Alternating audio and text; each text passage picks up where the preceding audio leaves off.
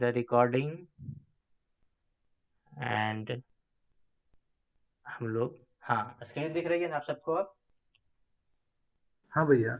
हाँ, तो जैसा मैंने कहा कि पेपर थोड़ा ट्रिकी है ये वाला, तो देखना आप लोग बहुत कैलकुलेशंस आएंगी। तो क्वेश्चन नंबर 3 स्टार्ट करो, अटेम्प्ट करना। The number of real roots to the pair of equation x square plus Y square is equal to 1 and 9x square plus 4y square is 36।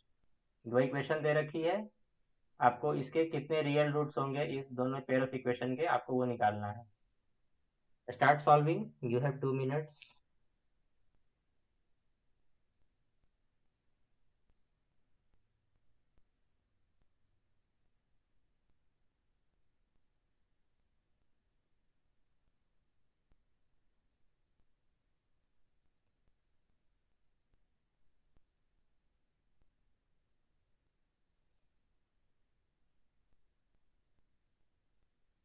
अपना आंसर खुद को unmute करके आप बोल सकते हो, टाइप करोगे तो मैं देख नहीं पाऊंगा अभी।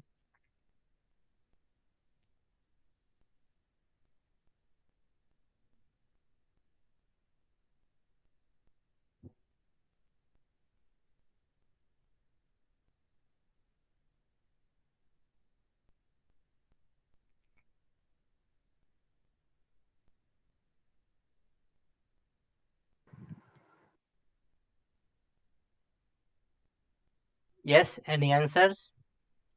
Zero. Someone is saying option A is correct, 0। कोई कह रहा है कि ऑप्शन ए होगा, और कोई?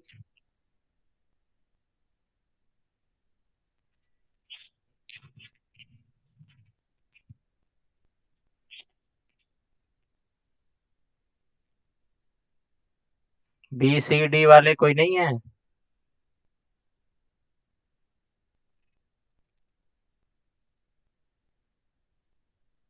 भूल गया भैया मैं अब ये मेथड लगाना इसका। कोई मेरे बात साथ भी वही हो रहा है कि याद नहीं आ रहा है कैसे होता था। नहीं, ठीक है ठीक। इक्वेशन सॉल्व करना तो बहुत इजी है ना, चलो देखते हैं, ठीक है। ये जीरो वाला कौन है, कैसे आपने ट्राई किया इसको? हाँ। कैसे ट्राई किया आपने? मैंने पहले x square equals to 1 - y² किया, फिर एक्स स्क्वायर का वैल्यू पुट कर दिया तो कॉम्प्लेक्स y का वैल्यू कॉम्प्लेक्स आया, तो x का वैल्यू तो ओके, कॉम्प्लेक्स। ठीक है। देखो, सबसे इजी तरीका इसका जो है ना, ज्योमेट्रिक वे में सॉल्व करने का है, बिना कुछ कैलकुलेशन किए आप कर सकते हो। तो एक्स स्क्वायर, सॉरी ये क्या है, x square plus Y square is equal to 1 जो है ना, एक सर्कल का इक्वेशन है। और 9x square plus 4y square is equal to 36 जो है, ये एक इलिप्स का इक्वेशन है। कैसे? तो आप 36 को नीचे ले आओ, तो ये हो जाएगा क्या, 9x square upon 36 plus 4y square upon 36 is equal to 1। तो ये आपका हो जाएगा x बाय 9 4 36 यानी 2 का square plus Y square by 3 का स्क्वायर इज इक्वल टू 1। तो X square upon A square plus Y square upon B square का इक्वेशन है, तो ये एक इलिप्स दे रखा है, ये एक सर्कल दे रखा है। अब मैं क्या करूंगा, मैं जो है इसका ट्राई करता हूँ कि मैं इसका कर्व बना लूँ। तो जैसे कि अगर मैं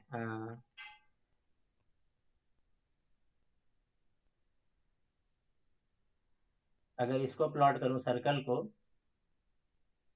तो सर्कल जो है आपका ये, इसका रेडियस 1 यूनिट है, तो ये वाला वैल्यू क्या होगा, ये वाला वैल्यू 1 होगा, ये भी 1 होगा, इस तरह से होगा।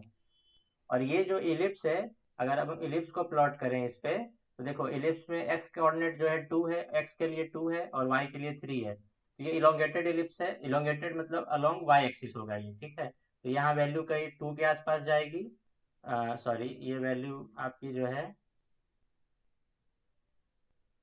3 के आसपास जाएगी। कहीं मान लो यहाँ पे 3 आ रहा है, और ये जो है यहाँ पे 2 के अलोंग जाएगी। तो जब आप इलिप्स ड्रॉ करोगे कुछ ऐसा ड्रॉ होगा इलिप्स,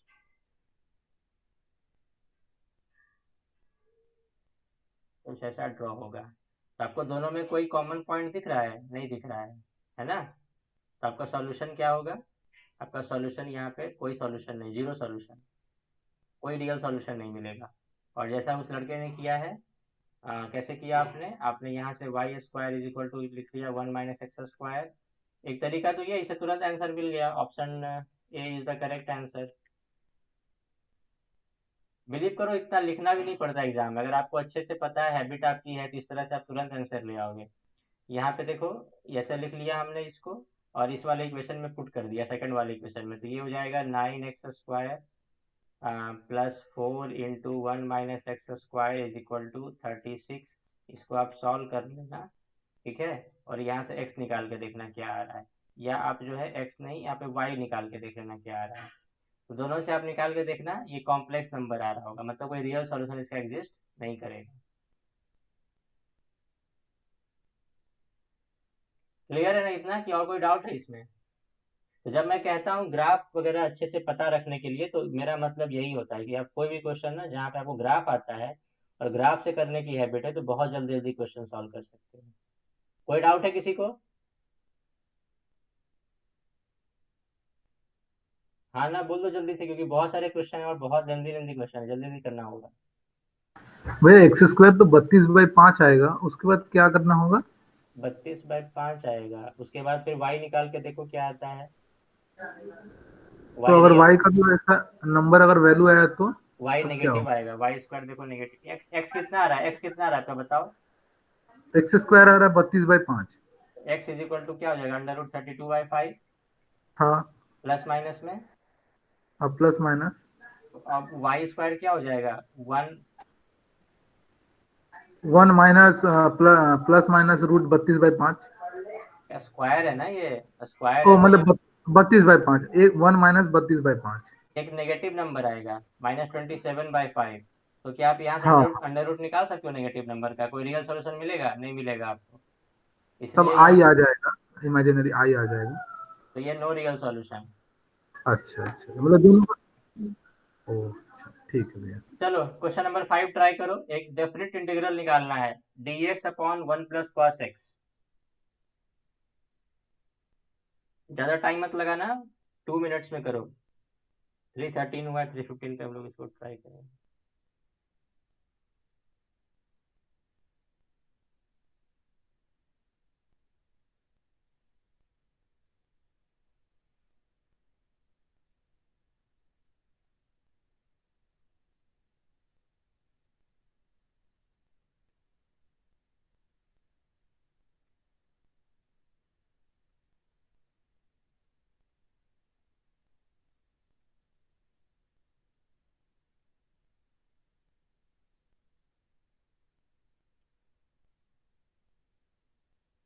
एनी आंसर्स?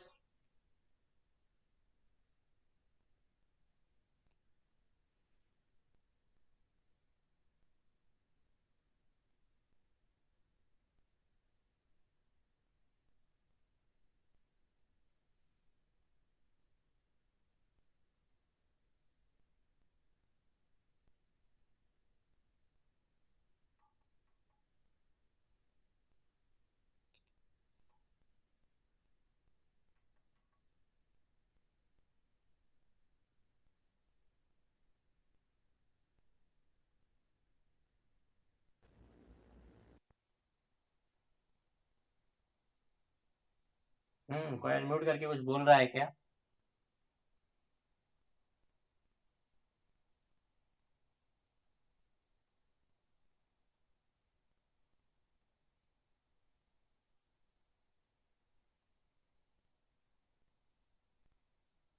कोई आंसर नहीं? चलो इसको सॉल्व करते हैं, तो ठीक है, जल्दी जल्दी करना है थोड़ा, क्योंकि बहुत सारे क्वेश्चन है। हाँ, तो हम लोग क्या करते हैं, देखो डिनोमिनेटर में ऐसे फंक्शन रहेगा तो आप इंटीग्रेट तो कर नहीं पाओगे, इसको ऊपर रहना चाहिए था, तो आप क्या करो, ऐसे फंक्शंस को हम रेशनलाइज कर लेते हैं।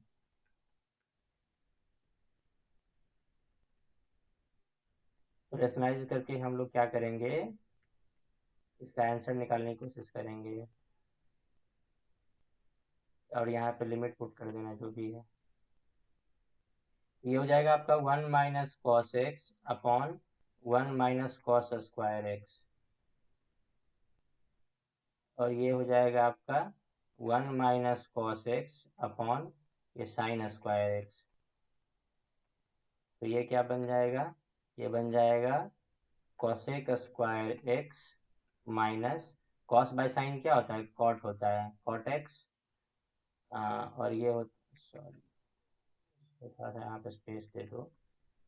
Cot cot by sine, cos by sine क्या होता है, कॉट एक्स होता है, और 1 बाय साइन एक्स क्या हो जाएगा, कॉसेक एक्स। तो ये हो जाएगा कॉसेक एक्स। अब dx dx आप इसको तोड़ लो, यहाँ पे इंटीग्रेट कर लो, यहाँ पे इंटीग्रेट कर लो, और आप लिमिटिंग वैल्यू लगा देना इसमें। कॉसेक स्क्वायर एक्स का इंटीग्रेशन क्या होता है, ये माइनस कॉट एक्स होता है, ठीक है। अब और ये फिर से यहाँ पे एक माइनस है, और cot x into cosec x का इंटीग्रेशन क्या होता है, कॉसेक एक्स होता है। Cosec x. ये कॉसेक एक्स जो होता है माइनस साइन के साथ आता है, तो ये हो जाएगा minus minus plus cosec x. और यहाँ पे आप जो है ना ये लिमिटिंग वैल्यू लगा दो, π/4 3π/4, और ये वैल्यूज पुट करके देखना आप लोग 3π/4 और π/4 का, ये थोड़ा आना चाहिए आपको, ये नहीं आएगा तो फिर ये क्वेश्चन में प्रॉब्लम होगी। तो ये वैल्यूज आप पुट करके देखना। तो ये आपका जो है I think 1 plus 2/√2, I guess 2/√2 minus of -1 plus √2, ऐसा कुछ आना चाहिए। और ये आई थिंक 2 आता है, इसको रेशनलाइज कर लो आप √2/√2 से। तो ये आपका जो है 2 से 2 कैंसिल, तो √2, तो -√2 प्लस √2 कैंसिल हो जाएगा, 1 + 1 2 हो जाएगा, तो इसका आंसर 2 आना चाहिए। ऑप्शन में 2 है, हाँ डी ऑप्शन। देखना डी ऑप्शन आ रहा है या नहीं, अगर कोई मिस्टेक है तो बताना, बाद में भी कर सकते हो सॉल्व, अभी रहने दो, बट एक तरीका मैंने बता दिया, कोई गलती होगी तो बता देना। आई थिंक ये सही है। हो गया ना सबका, किसी का कोई डाउट है तो बताओ। Integration no. Integration cot x cosec x क्या हुआ, कोसेक एक्स। हाँ, माइनस कोसेक एक्स, और माइनस माइनस क्या हो गया, प्लस हो गया, ये बाहर में माइनस था, प्लस हो गया, और बाउंड्री वैल्यू लगा दो इसमें। अच्छा वो वाला मतलब फॉर्मूला है cot x cosec x, integration of cot x याद कोसेक नहीं। एक्स तो फॉर्मूला है ना, डायरेक्ट फॉर्मूला है। अच्छा अच्छा। हाँ, ये सब रिकॉल करना पड़ेगा, देखो बेसिक चीजें ना हाँ हमेशा हाँ। आनी चाहिए आपको। बेसिक चीज़ों से हमेशा आप बहुत अच्छा कर सकते हो किसी भी एग्जामिनेशन में, और मैं कोई रिवाइज करने के लिए यहाँ पे नहीं बैठा था इसको, ठीक है। प्रैक्टिस में चीज़ें रहती हैं तो हो जाता है। चलो क्वेश्चन नंबर 7 ट्राई करो, और थोड़ा इंटरेक्टिव बनाओ आप लोग, जो है आंसर्स वगैरह दो, नहीं दो दे पाते हो तो कुछ डाउट है तो वो भी पूछ लो साथ साथ। क्वेश्चन नंबर 7 ट्राई करो। In an election there are 10 candidates for 4 seats, 4 seats हैं और उसके लिए 10 कैंडिडेट खड़े हुए हैं, और जो वोटर है, द वोटर में कास्ट फॉर 1 2 3 और 4 सीट्स। वोटर जो है अपना वोट या तो एक के लिए दे पाएगा, दो के लिए, तीन के लिए, चार के लिए, कितने नंबर ऑफ सीट्स के लिए भी वोट दे सकता है, ठीक है। एटलीस्ट 1 के लिए जरूर दे रहा है, तो है क्लियर। तो कितने वेज से वो वोटर जो है अपना वोट कास्ट कर सकता है, ये क्वेश्चन है। बहुत इंटरेस्टिंग क्वेश्चन है, और नॉर्मली ऐसे क्वेश्चंस के आपको जो है, अगर आप सोच नहीं पा रहे ऐसे क्वेश्चंस में, आपकी बेसिक्स थोड़ी हिली हुई है 11th क्लास की, तो आपको एग्जाम में छोड़ना भी पड़ सकता है, गलत ऑप्शन तो मार के आना नहीं है।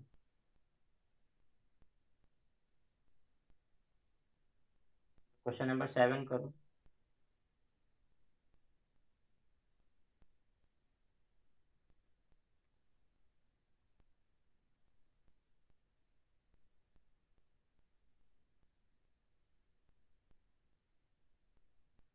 चार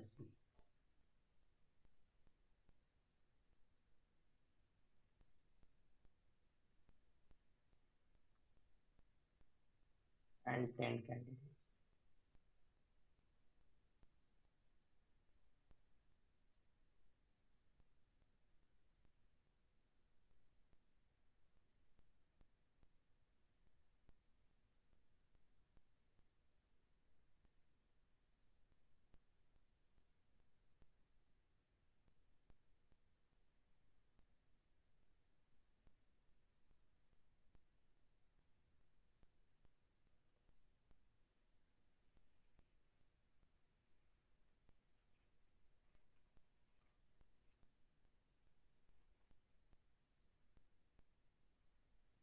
any answers, any guesses? A B C D कुछ भी?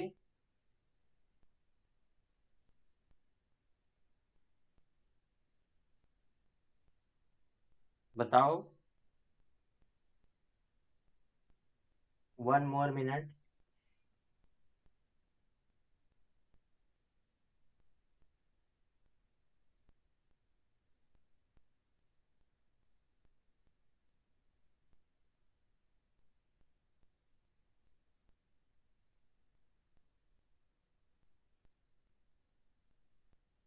No answers? नहीं हो पा रहा है क्या किसी से? नहीं हो रहा है भैया। कोई भी नहीं कर पा रहे हैं? चलो ठीक है, सॉल्व करते हैं। आप ट्राई कर लिए, दिमाग चलना चाहिए, दिमाग चलता है मैथमेटिक्स सॉल्व करने से। ट्राई भी करते हो तो दिमाग बहुत चलता है। देखो 10 का एक लग रहा था 10C4, बट वो कुछ और वैल्यू आ रहा है। ओके, नहीं 10C4 नहीं। 10C4। देखो एक, अगर आप अगर अगर वोटर देखो, हाँ, वोटर जो है ना 1 सीट पे वोट दे सकता है, 2 सीट्स पे, 3 सीट्स पे, या 4 सीट्स, और से कनेक्टेड है सब कुछ। अगर वोटर जो है 1 सीट पे वोट देगा तो कितने तरीके से अपना वोट कास्ट करेगा? कितने कैंडिडेट्स को चूज कर सकता है? 10 कैंडिडेट को चूज कर सकता है ना, 10C1 प्लस। अगर वो मान लो कि 2 सीट पे वोट कास्ट कर रहा है तो 10 में से 2 कैंडिडेट को चूज करेगा, तो वो तरीका हो जाएगा 10C2। अगर वो 3 सीट्स पे वोट कास्ट कर रहा है तो 10C3। और अगर वो 4 सीट्स पे वोट कास्ट कर रहा है तो 10C4, है ना। तो अब वो जो है ना इतने तरीके से वोट कास्ट कर सकता है, तो टोटल नंबर ऑफ वेज क्या हो जाएंगे, सबका एडिशन हो जाएगा, क्योंकि यहाँ पे सेंटेंस में देखो और एक। 385।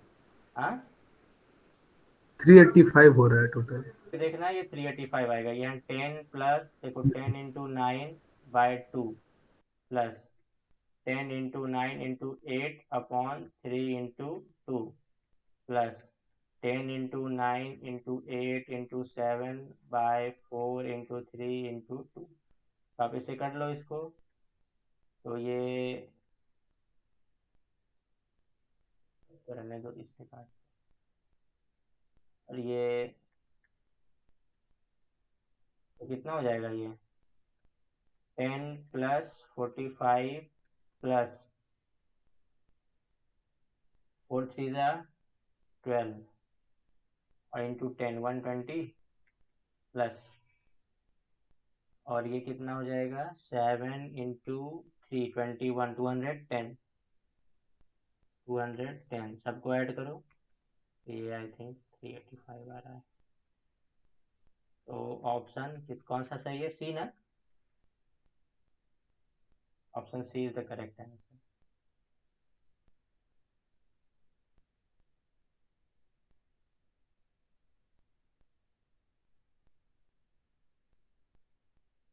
चौथा क्वेश्चन करो। एक सर्कल है जो एक्सपेंड कर रहा है टाइम के साथ, ठीक है, और उसका जो रेट ऑफ इंक्रीज का, रेडियस का जो रेट ऑफ इंक्रीज है वो आर डैश है। हमें पूछा गया the rate of increase of its area, area का रेट ऑफ इंक्रीज कितना है ये पूछा गया है।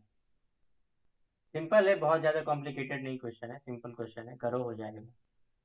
You have 2 minutes to solve.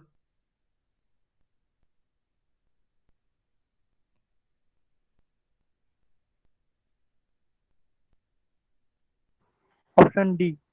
Option D? Yes, D होना चाहिए। डी होना चाहिए। में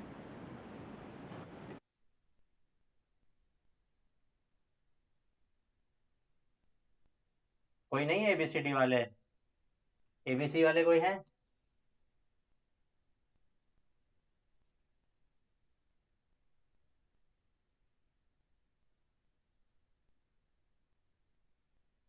डी होगा भैया, डी ही होगा लग रहा है।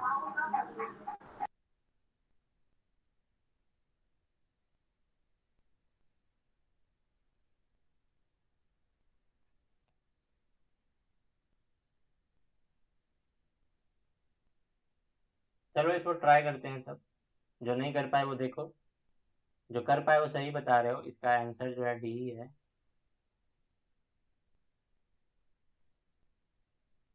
मेरे पास कोई ऑफिशियल आंसर नहीं है इसका। जो मैंने सॉल्व किया है, जो मुझे लगता है वही आंसर मैं बता रहा हूँ, और सही है, इसमें कोई प्रॉब्लम नहीं है। तो rate of increase of radius, तो रेडियस जैसे इंक्रीज कर रहा है, D R by D T के रेट से इंक्रीज कर रहा है, ये आर डैश दे रखा है। तो एरिया का इंक्रीज पूछा है कैसा होगा। तो एरिया क्या होता है सर्कल का, पाई आर स्क्वायर होता है। तो D A by D T क्या होगा, D A by D T होगा 2 pi R into D R by D T. This is equal to 2 pi R, और ये क्या दे रखा है, आर डैश। तो ये क्या है, सरकमफेरेंस है, सरकमफेरेंस इंटू आर डैश। तो यही वाला जो है आंसर सही है। तो option D is the correct answer.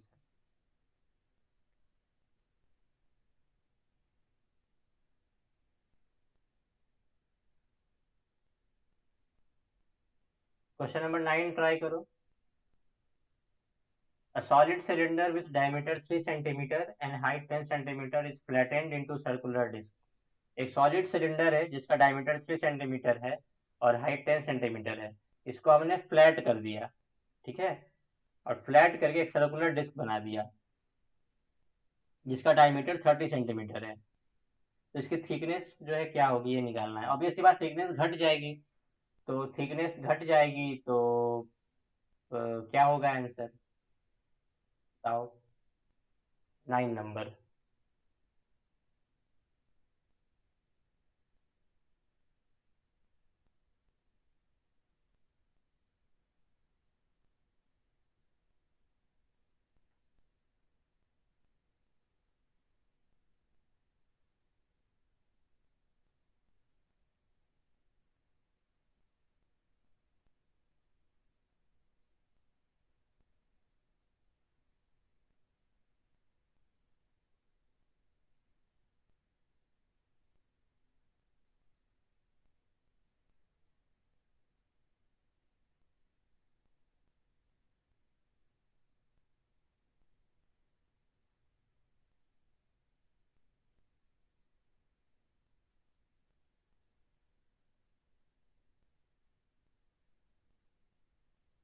हुआ किसी का question number 9?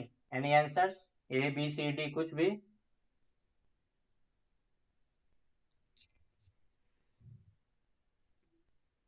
One more minute.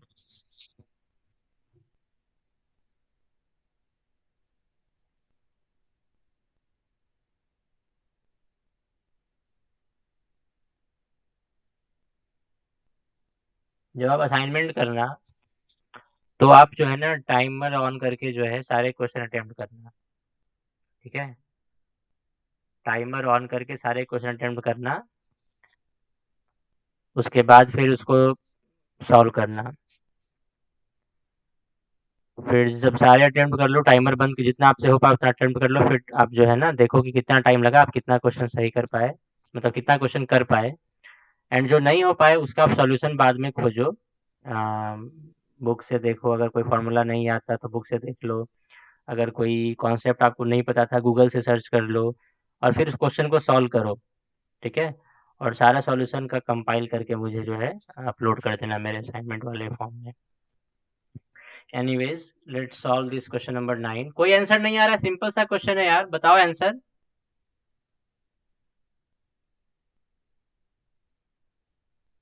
No वह आंसर। चैट चैट में एक जन सी लिखा है। ओके, और कोई?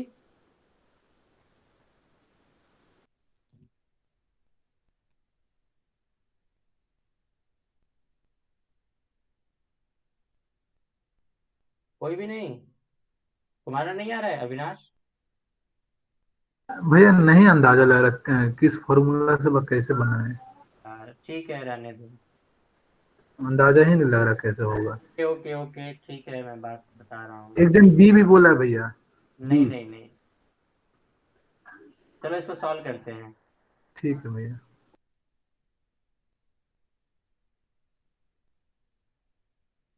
9 नंबर का सॉल्यूशन, ये सरप्राइजिंग है कि आप लोग इसे सॉल्व नहीं कर पा रहे हो। अगर मेरे पास अगर एक सिलेंडर है इस टाइप का, अगर इसको हम चपटा करेंगे ये कुछ फैल जाएगा।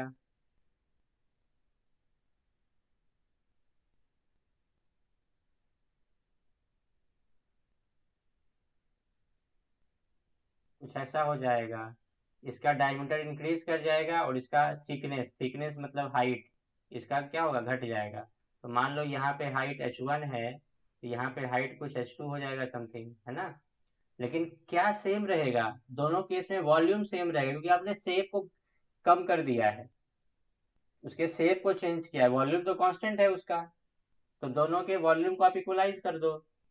तो क्या क्या आपको दे रखा है यहाँ पे, पहले सिलेंडर का जो डायमीटर है वो 3 है और हाइट 10 है, इसका वॉल्यूम क्या हो जाएगा, पाई इंटू डायमीटर कितना है 3 सेंटीमीटर है, तो रेडियस क्या होता है 3/2, pi R square into H, H क्या है इसका 10 सेंटीमीटर, सब सेंटीमीटर में मैं पुट कर रहा हूँ, इज इक्वल टू इसका वॉल्यूम क्या हो जाएगा पाई इंटू आर स्क्वायर। तो हमें क्या नहीं, हमें इसका डायमीटर दे रखा है, डायमीटर कह रहा है कि सर 30 हो जाता है बढ़ के, तो ये हो जाएगा 30/2 का स्क्वायर इंटू, हमें थिकनेस निकालनी है, यानी कि हमें h2 निकालना है इसका, है ना। तो यहाँ से पाई पाई कैंसिल हो जाएगा आपका, और ये हो जाएगा आपका 9/4 इंटू 10 इज इक्वल टू 15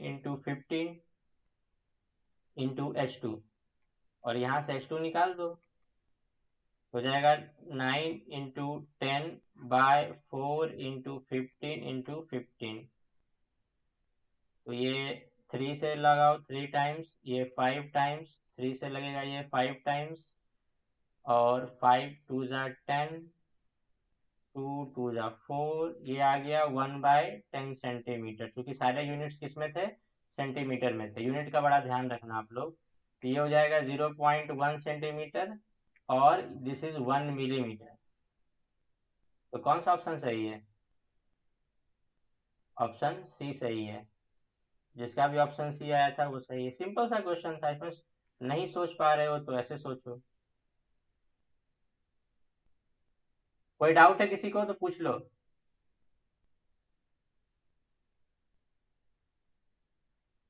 और ट्राई करो क्वेश्चन नंबर 10। क्वेश्चन नंबर 10 कह रहा है कि n नॉन कोलिनियर पॉइंट्स हैं, नॉन कोलिनियर पॉइंट्स मतलब उससे कोई स्ट्रेट लाइन नहीं पास करेगी, ठीक है, कोलिनियर नहीं। उन n नॉन कोलिनियर पॉइंट से हम लोग कितने तरह के पॉसिबल ट्रायंगल्स फॉर्म बना सकते हैं, वो है Tn। अगर n पॉइंट्स हैं तो उसे कितने ट्रायंगल्स बनेंगे उसका नंबर दे दिया इन्होंने Tn। तो पूछ रहे हैं कि T6 माइनस T5 क्या होगा, यानी कि अगर आपके पास 6 नॉन कोलिनियर पॉइंट्स हैं तो उनसे आप कितने ट्रायंगल्स फॉर्म कर सकते हो, माइनस अगर आपके पास 5 नॉन कोलिनियर पॉइंट्स हैं तो आप उससे कितने ट्रायंगल्स फॉर्म कर सकते हो पॉसिबल। तो ये T6 माइनस T5 निकालना है आपको।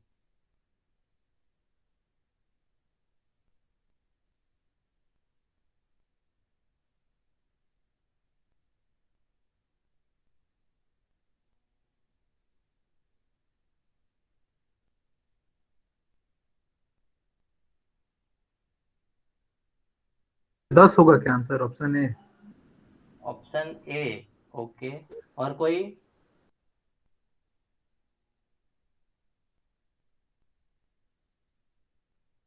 बहुत कम लोग एक्टिव हैं यार, 2-3 ही आवाज सुनाई देती है, बाकी लोग क्या कर रहे हैं। हो नहीं रहा भैया इसलिए। और कोई मतलब लड़के ही हैं क्या सिर्फ मीटिंग में, लड़कियां नहीं है, वो लोग ज्वाइन कुछ शुरू में तो मैं देख रहा था, उनकी आवाज नहीं आ रही किसी की। सॉल्व करो आप लोग भी। ये लॉजिक वही मत देना कि केमिस्ट्री वाले स्टूडेंट है मैथ नहीं आती है, ये बहुत ही पुअर लॉजिक है। अच्छे यूनिवर्सिटीज में जाओगे, अच्छे इंस्टीट्यूट्स में जाओगे तो वहाँ पे हर स्किल यूज होती है आपकी, जो भी आपने बचपन से सीखा है।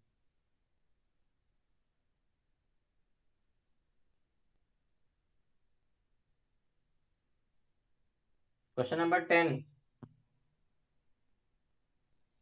1 मोर मिनट, किसी ने आंसर दिया है ए और कोई बी सी डी के सपोर्ट में।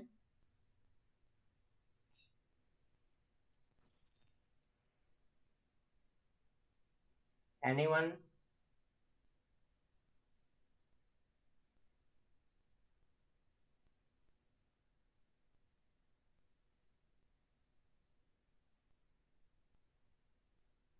चलो इसे सॉल्व करते हैं, कोई कर नहीं पा रहे हो तो हम लोग देखते हैं।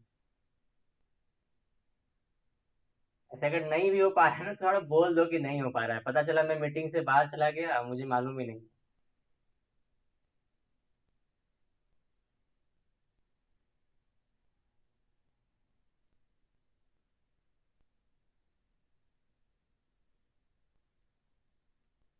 बहुत लोग को भैया नहीं आ रहा है ना, इसलिए नहीं बोल रहा है कुछ, तो यही देखो, बात लग रहा अगर मान लो कि 3 नॉन कॉलिनियर पॉइंट्स हैं, देखो ये पॉइंट्स नॉन कॉलिनियर है, इससे आप एक ट्रायंगल फॉर्म कर सकते हो। कॉलिनियर पॉइंट्स कैसे होंगे? देखो ये कॉलिनियर पॉइंट्स हो गए, इससे आप एक स्ट्रेट लाइन पास करा सकते हो, है ना। तो ये पॉइंट्स कैसे हो गए? कॉलिनियर पॉइंट्स हो गए। और ये नॉन कॉलिनियर पॉइंट्स हुए, इससे कोई स्ट्रेट लाइन पास नहीं करेगी, सिंगल स्ट्रेट लाइन 2 पॉइंट से पास करेगी, लेकिन तीनों से नहीं कर सकती कभी भी ना। ये ट्रायंगल फॉर्म करेगा। देखो 3 पॉइंट्स हैं आपके पास, तो आपके पास एक यूनिक ट्रायंगल होगा, एक ही ट्रायंगल आपका फॉर्म हो सकता है ना, 3 पॉइंट से। उसी तरीके से आपके पास कह रखा है कि अगर 6 पॉइंट दे रखे हैं, 1 2 3 4 5 6 इस तरह से, तो कितने पॉसिबल ट्रायंगल्स फॉर्म होंगे? इसको हमने बोल दिया T6।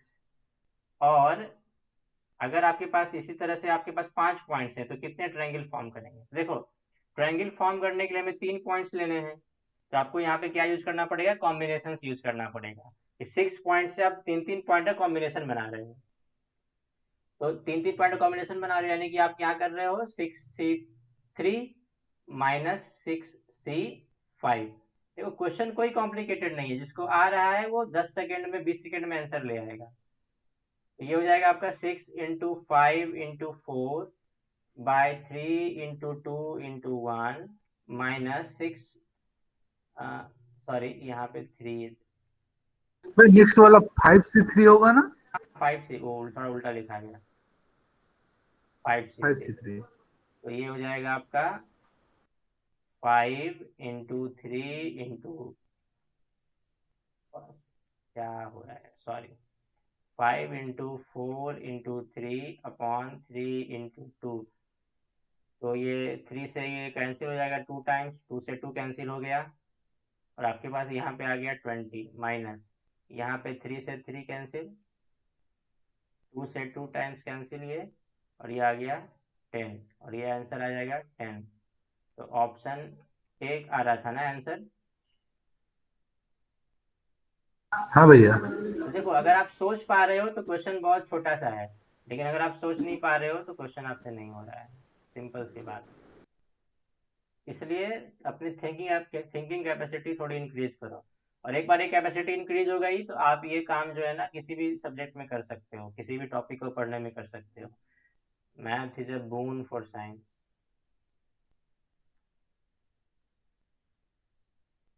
नेक्स्ट क्वेश्चन है, डिटर्मिनेंट दे रखा है, लेकिन ये 4 × 4 डिटर्मिनेंट है और इसकी वैल्यू पूछा है। क्वेश्चन नंबर 11 ट्राई करो, आपकी स्क्रीन पर है क्वेश्चन।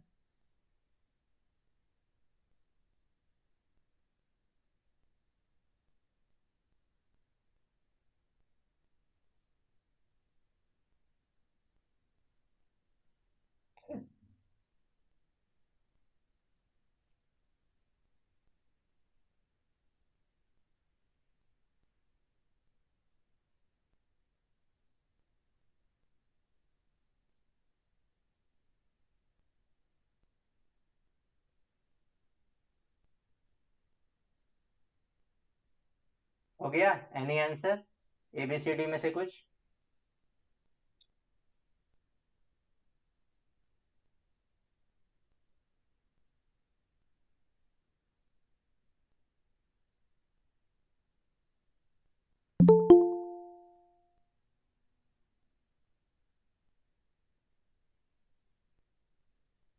चैट में भी डाल सकते हो, एक second.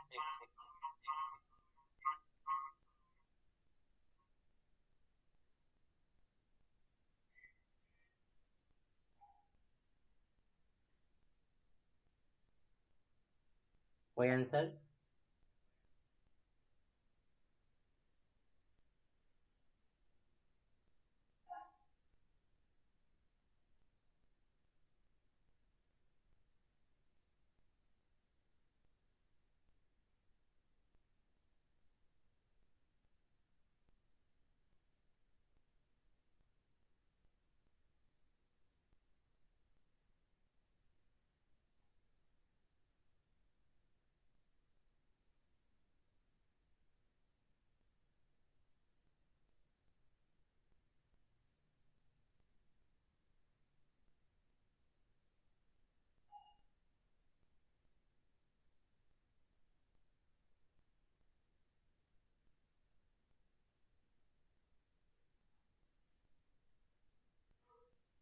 Nandini is there, Tania, ये सब क्या आप लोग के सॉल्व नहीं हो रहा है? सुशांत?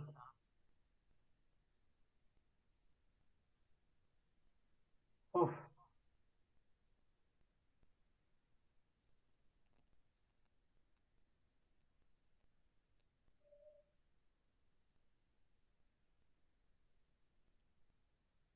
ऐसा लग रहा है आप लोग मैट्रिक्स का वैल्यू निकालने के लिए बैठ गए हैं, डिटर्मिनेंट की वैल्यू निकालने के लिए बैठ गए हैं, सॉरी। हाँ भैया वैल्यू निकाल रहे हैं। अरे तो क्या करोगे निकाल के? इधर देखो, देखो सॉल्यूशन 11 नंबर का। इसमें देखो कि आपका दे रखा है 2 3 4 5, 3 5 6 9, 7 - 1 और 0 2, और यहाँ है 3 5 6 9। इसमें आप क्या ऑब्जर्व कर पा रहे हो? इसमें ऑब्जर्व ये कर पा रहे हो कि आपका जो दो रो है वो सेम है। अगर ऐसा होता है तो उस डिटरमिनेंट की वैल्यू क्या होती है? 0 होती है। कभी भी एग्जामिनर आपको ऐसा क्वेश्चन देगा जो आप सॉल्व करने में 2 घंटे लगा दो, तो आपको सिंपल क्वेश्चन देगा। तो 3 × 3 मैट्रिक्स सॉल्व करना थोड़ा सा ऐसे ही टाइम टेकिंग होता है। ये 4 × 4 है, आप इसको सॉल्व करो तो बहुत टाइम लग जाएगा आपको, कितने सारे 3 × 3 मैट्रिक्स इसमें आ जाएंगे। तो ऑब्वियसली बात है कि क्वेश्चन में कुछ ट्रिक है। तो ये ऑप्शन बी सही है आपका। इसका दो रो सेम है, तो इसका डिटरमिनेंट का वैल्यू 0 हो जाएगा। आप इसको पढ़ लेना, अपनी प्रॉपर्टी आपने मैथ्स में पढ़ी होगी 11th क्लास में, 12th क्लास में, मैट्रिक्स वगैरह। भैया कौन सा रो सेम है, कौन सा दो? रो देखो और फोर्थ रो देखो। ओ अच्छा अच्छा, हाँ हाँ हाँ, अच्छा अच्छा, देखने में हाँ क्या रखो, हाँ हाँ हाँ हाँ, ठीक ठीक जब तक ठीक, दिमाग दो आपका सेवन। प्रेजेंट नहीं रहेगा एग्जाम में, वैसे ऐसे क्वेश्चन छूटते रहेंगे और आप टाइम वेस्ट करते रहोगे। ठीक है, बी अलर्ट। यही प्रैक्टिस हो रही है आपकी मेरे साथ। नाउ, कोई डाउट है इसमें? किसी को डाउट है तो पूछ लो, नहीं तो मूव ऑन करते हैं क्वेश्चन नंबर 15 पे। क्वेश्चन नंबर 15 कह रहा है कि ट्रायंगल विथ वर्टिसेस 4, 0, -1, -1, 3, 5 क्या होगा? Is it isosceles, or is it right angled, or both, or neither of them,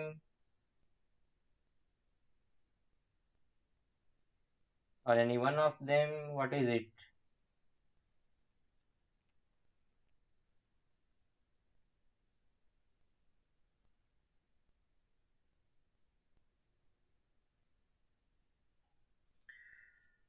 Four comma 0 -1 comma -1। Solve कर लिया क्या सबने?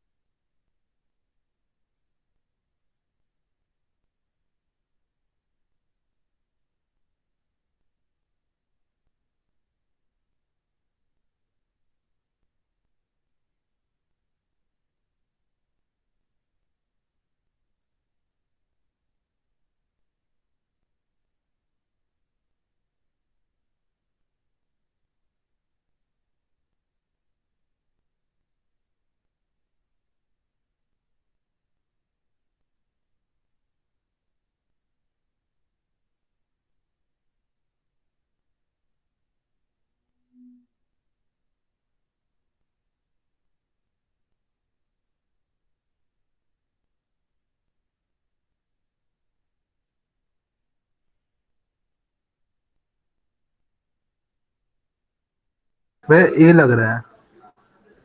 ए लग रहा है। भैया सी है सी। सी है।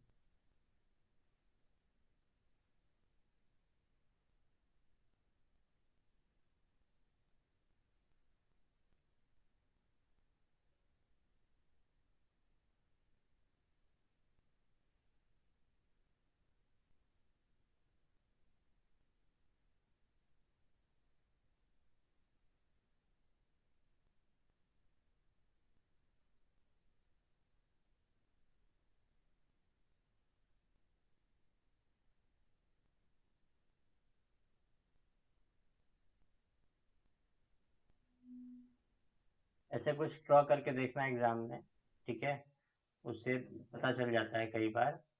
नहीं तो आपको क्या करना पड़ेगा, आपको पॉइंट्स के बीच के डिस्टेंस निकालनी पड़ेगी सबकी।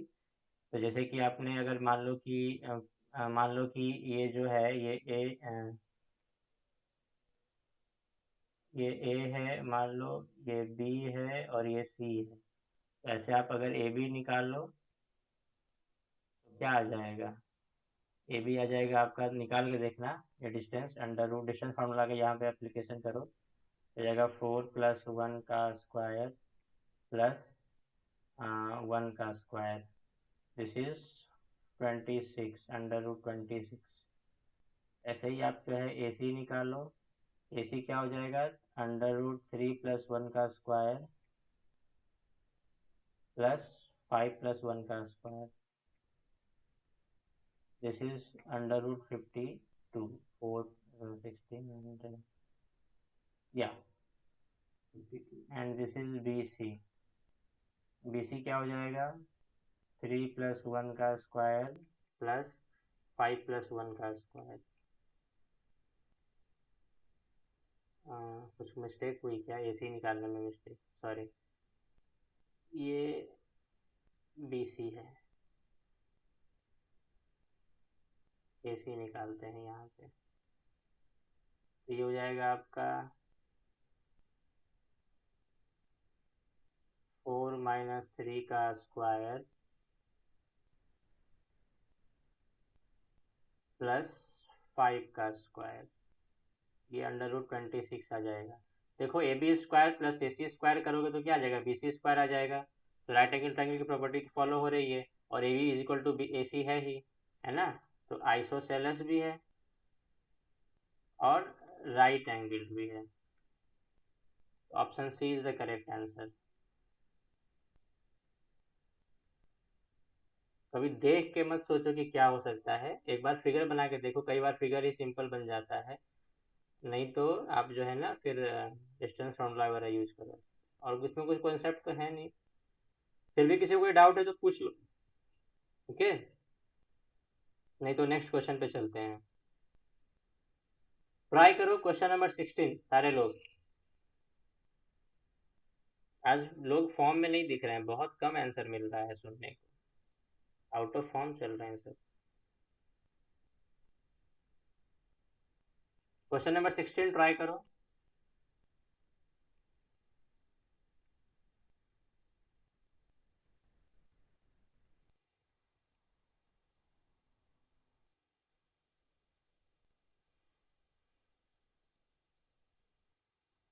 16 17 ये सब बहुत लेंदी क्वेश्चंस हैं, ये सब एग्जाम में अगर आप फंस गए तो फंस जाओगे, और कैलकुलेशन में मिस्टेक नहीं हुई, फ्लॉलेसली कर लिया तो कर लोगे आराम से।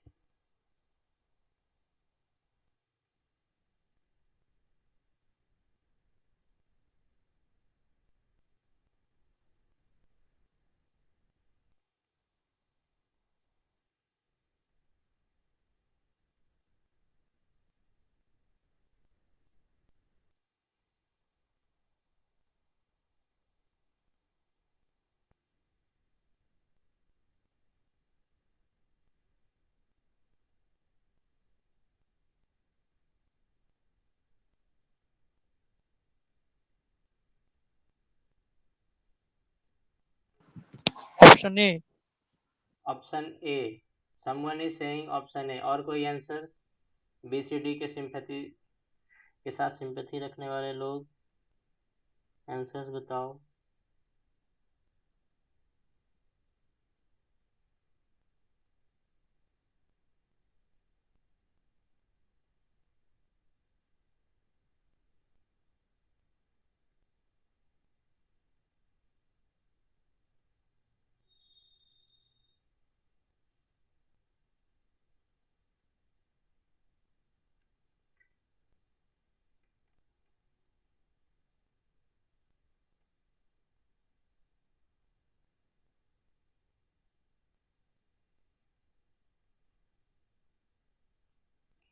चलो इसको सॉल्व करते हैं, कोई आंसर और सुनने को मिल नहीं रहा है।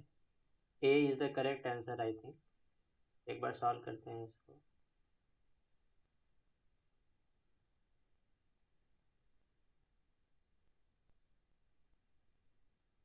All right, the given equation is, देखो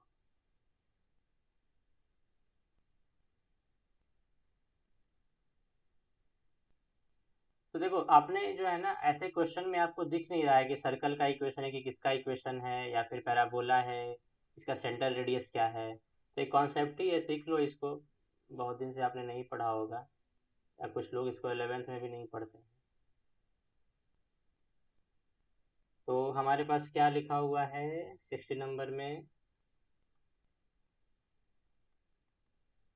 वी हैव, प्रॉब्लम हो जाती है थोड़ी।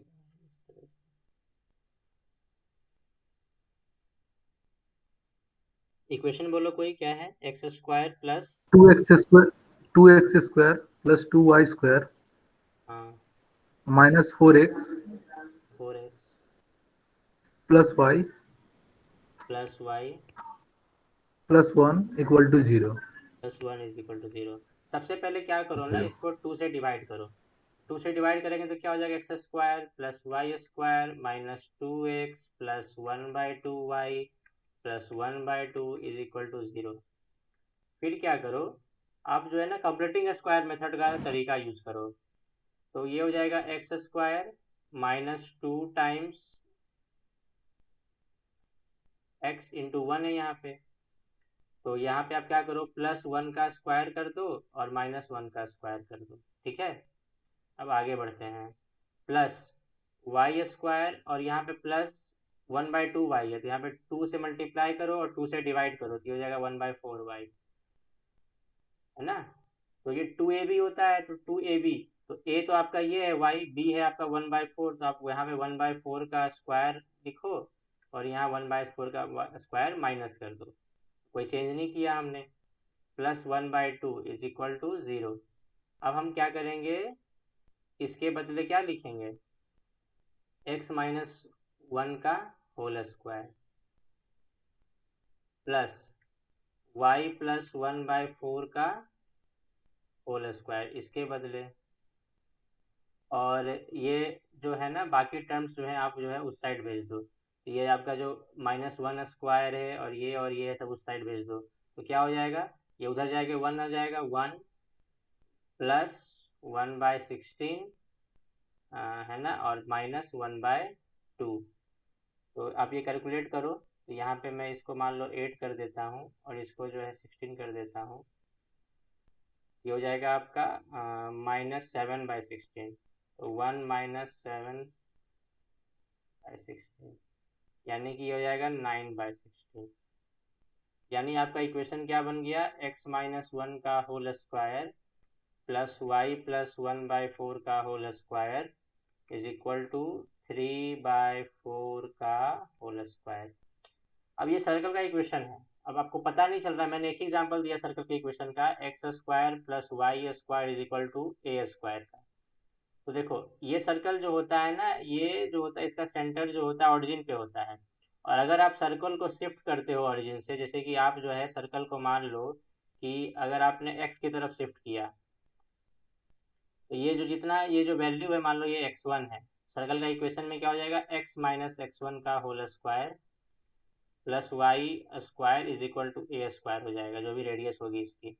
अगर आप इसको y की तरफ शिफ्ट करते हो तो y में माइनस कर दोगे, और अगर इधर शिफ्ट करोगे तो यहाँ पे प्लस हो जाएगा ये। अगर मान लो कोई जनरल पॉइंट पे शिफ्ट कर रहे हो सर्कल को, मान लो कि आप सर्कल को कोई जनरल पॉइंट पे शिफ्ट कर रहे हो, तो इसका इक्वेशन क्या हो जाता है, x माइनस x1 का होल स्क्वायर प्लस y, ये जो है ना सेंटर है सर्कल का x1 और y1, y माइनस y1 का whole square is equal to r square और ए स्क्वायर। तो इससे कंपेयर करो तो आपका जो सेंटर है वो सेंटर क्या हो जाएगा, आपका सेंटर हो जाएगा यहाँ पे 1 कॉमा माइनस 1/4, और आपका रेडियस क्या हो जाएगा, रेडियस उधर आपको दिख रहा है, आपको रेडियस क्या दिख रही है, 3/4। ये क्या है, a circle with centre 1 comma minus 1/4 and radius 3/4। So option A is the correct answer.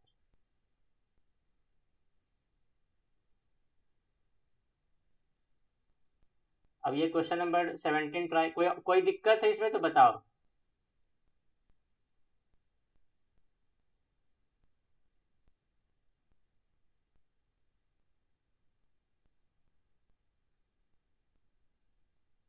कोई भी अगर आपको प्रॉब्लम है इसमें,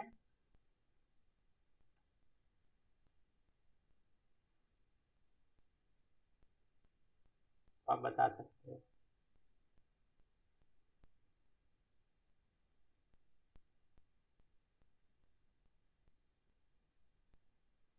नहीं तो आप क्वेश्चन नंबर 17 ट्राई करो। Here is the question, question number 17।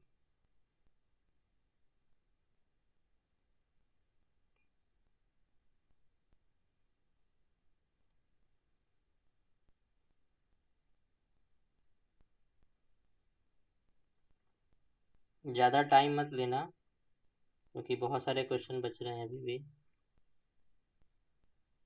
और हम ऑलरेडी 1 आवर कंप्लीट कर चुके हैं।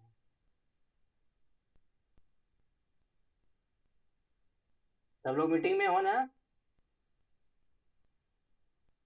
हाँ भैया। क्वेश्चन नंबर 17 बिल्कुल। ट्राई करो। क्या कोई कुछ कह रहा था क्या? नहीं, मैं कह रहा हूँ मैं प्रेजेंट हूँ अभी। कोई प्रेजेंट रहना, रिस्पॉन्ड करते रहना ताकि पता चलते रहे मुझे कि क्लास खत्म हो गई या चली रही है। ओके, क्वेश्चन नंबर 17 में है कि दो लाइन दे रखी है, 4ax plus 2ay plus c is equal to 0 and 5bx plus 2by plus c plus d is equal to 0। ये इक्वेशन ऑफ स्ट्रेट लाइन है ये दोनों के दोनों, और दोनों किसी पॉइंट पे इंटरसेक्ट कर रहे हैं। तो पॉइंट ऑफ इंटरसेक्शन कैसे निकाल दो स्ट्रेट लाइन का, दोनों को सॉल्व करके एक्स वाई की वैल्यू निकाल लेते हैं। ठीक है, अब यहाँ पे ये कह रहा है कि ये जो पॉइंट ऑफ इंटरसेक्शन है ये फोर्थ क्वाड्रेंट में है और इक्वी डिस्टेंट है दोनों एक्सिस से। Then what is the relation between A B C and D, है ना, यही क्वेश्चन है। दो स्ट्रेट लाइन है, दोनों को सॉल्व करो एक्स एंड वाई के लिए, और फिर जो पॉइंट आ रहा है वो फोर्थ क्वाड्रेंट में लाई कर रहा है, और ऐसे लाई कर रहा है कि वो दोनों एक्सिस से जो है इक्वी डिस्टेंट है। इक्वी डिस्टेंट कहने का मतलब दोनों एक्सिस से बराबर दूरी पर है। तो आपको क्या करना है, आपको उसके लिए रिलेशन निकालनी है ए बी सी डी में। Any answers?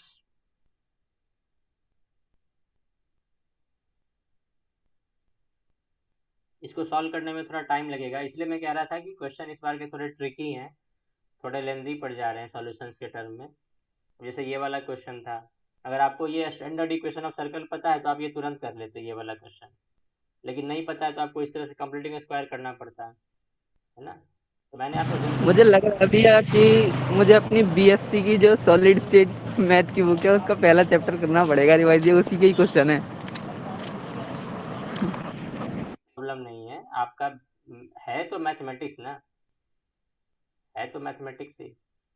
अगर आप लोग एमएससी केमिस्ट्री में अगर आप लोग मान लो कि अगर आप सॉलिड स्टेट केमिस्ट्री लेते हो, फिजिकल में कुछ ऐसा पोर्शन लेते हो, वहाँ पे इतनी मैथ देखने को मिलेगी ना कि सोच में पड़ जाओगे, केमिस्ट्री पढ़ रहे हैं कि मैथ पढ़ रहे नहीं भैया, सोचे कि मैथ जो करना था 12 में ही करके चले आए, अब नहीं करना हो, बट बार बार आ ही जा रहा है मैथ्स किसी न किसी तरीका से। हैं। एक प्योर साइंस का सब्जेक्ट मुझे नहीं लगता है। वाई? बिकॉज ये हर अच्छा। डिसिप्लिन से इंटरेक्ट करता है। अगर आप फिजिकल केमिस्ट्री पढ़ो तो फिजिक्स मैथमेटिक्स सब कुछ मिल जाएगा आपको, आप बायो हाँ। ऑर्गेनिक पढ़ो तो आपको बायोलॉजी मिल जाएगी अच्छी खासी वहाँ पे, अब जो है बायोकेमिकल केमिकल सेंसर्स बनते हैं, बायोकेमिकल सेंसर्स बनते हैं, इंजीनियरिंग ओरिएंटेड चीज़ें होती हैं। तो देखो आगे चल के जो है ना कुछ भी एक सेपरेट टॉपिक नहीं रह जाता है, वो सब का सब जो है ना पूरा एकदम मिल जाता है। अगर आप इनऑर्गेनिक केमिस्ट्री में मान लो पीएचडी करने जाते हो, तो वहाँ पे आपको फिर से अगर आप जो कोऑर्डिनेशन वगैरह पढ़ते हो ना, वहाँ पे मैग्नेटिज्म वगैरह का क्वेश्चन जो आप इतनी आसानी से भी कर लेते हो, आगे आप पढ़ोगे तो आपको पूरी की पूरी फिजिक्स पढ़नी पड़ेगी उसकी। अगर आप रिसर्च में जाते हो तो वो लगेगा कि आप केमिस्ट्री नहीं फिजिक्स पढ़ रहे हो। वैसे ही क्वांटम का पोर्शन है, क्वांटम का portion highly mathematical highly physics के नेचर का होता है। तो चीज़ें ऐसे नहीं है कि एक ही जगह पे कॉन्सेंट्रेटेड है। केमिस्ट्री है तो केमिस्ट्री है, सिर्फ वहाँ पे रिएक्शन और वहाँ पे जो है एक्सेप्शन और यही सब ट्रेंड वगैरह याद करने हैं, ऐसा नहीं होता है। Science is nothing sort of that thing, like आप एक जगह पे कॉन्सेंट्रेटेड है। बहुत डायनेमिक नेचर होता है सब्जेक्ट का, इसलिए अपने माइंड को भी डायनेमिक बनाओ।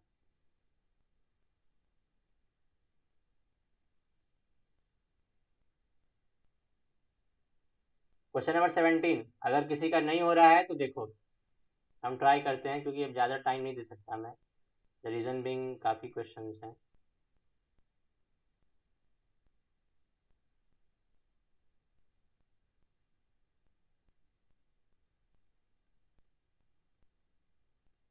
तो 17 के सॉल्यूशन के लिए हम लोग क्या करेंगे, हमारे पास दो इक्वेशन दे रखा है, मैंने पहले ही बताया था।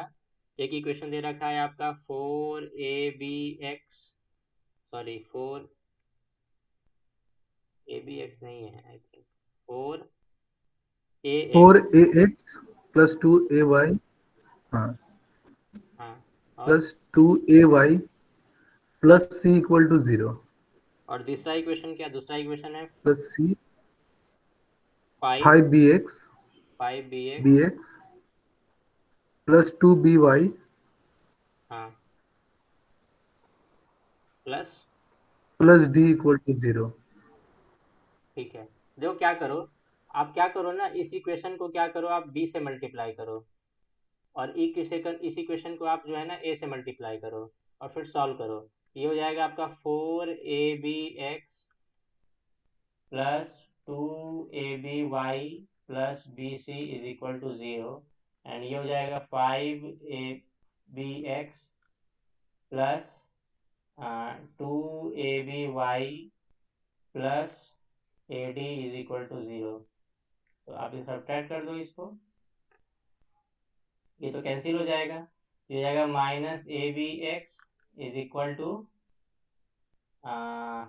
ये हो जाएगा आपका bc, सॉरी,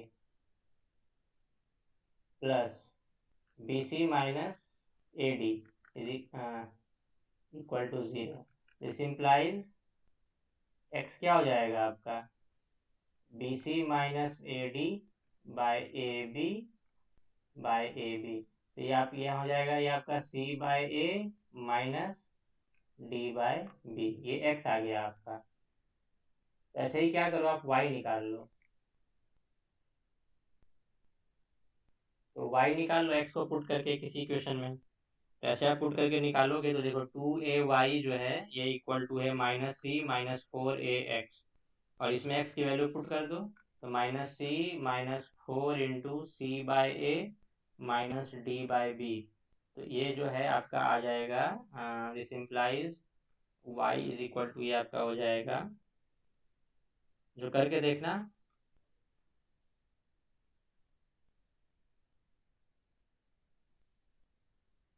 -5c/2a,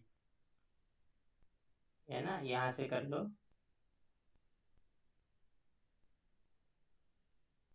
यहाँ पे a भी है 4a, वही करा कुछ ए से कैंसिल हो जाएगा, ये -4c माइनस सी, तो क्या हो जाएगा -5c, और ये क्या हो जाएगा माइनस माइनस प्लस, और ये हो जाएगा आपका 4ad/b, तो 4ad/b, और यहाँ से 2a से आप डिवाइड कर दो, तो 2a से ये कैंसिल हो जाएगा 2 टाइम्स, तो आपका y जो आएगा वो आ जाएगा -5c/2a प्लस 2d/b, है ना। तो ये y आ गया और ये x आ गया।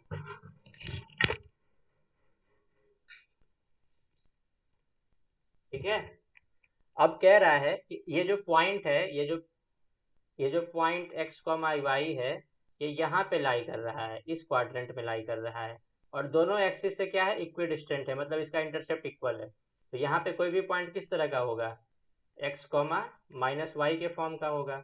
तो आप x को ऐसे रखो, c by A minus D by B is equal to, और y में क्या लगा दो, माइनस लगा दो।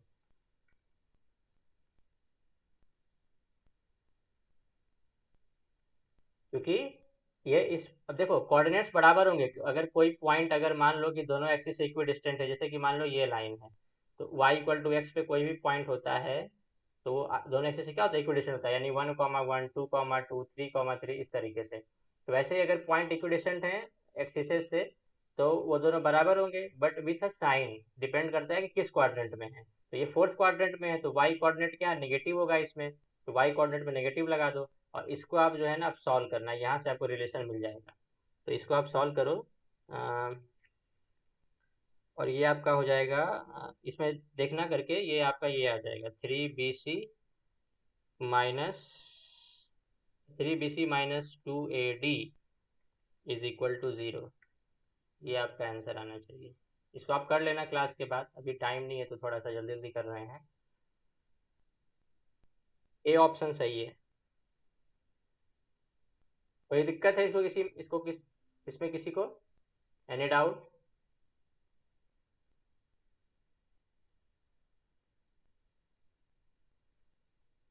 नहीं है तो आगे बढ़ते हैं, नेक्स्ट क्वेश्चन करते हैं।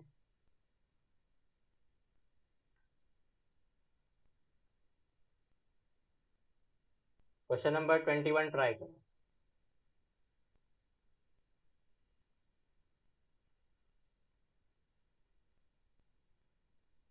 क्वेश्चन नंबर 21,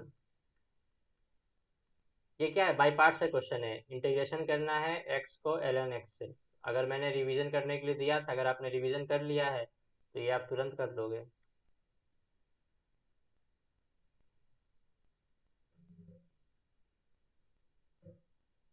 ln x का कोई इंटीग्रेशन का फॉर्मूला तो है नहीं, स्टैंडर्ड फॉर्मूला, तो हम क्या करेंगे, x को इंटीग्रेट करेंगे और ln को x वैसे ही रखेंगे बाई पार्ट्स वाले में। जल्दी करो, यू हैव 2 मिनट्स, जल्दी से आंसर दो। ये तो स्ट्रेट फॉरवर्ड क्वेश्चन, इसमें कोई गलती होनी नहीं चाहिए आई।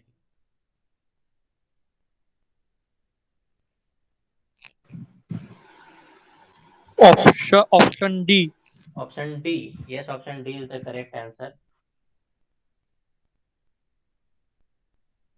और किसी का आ रहा है ऑप्शन डी?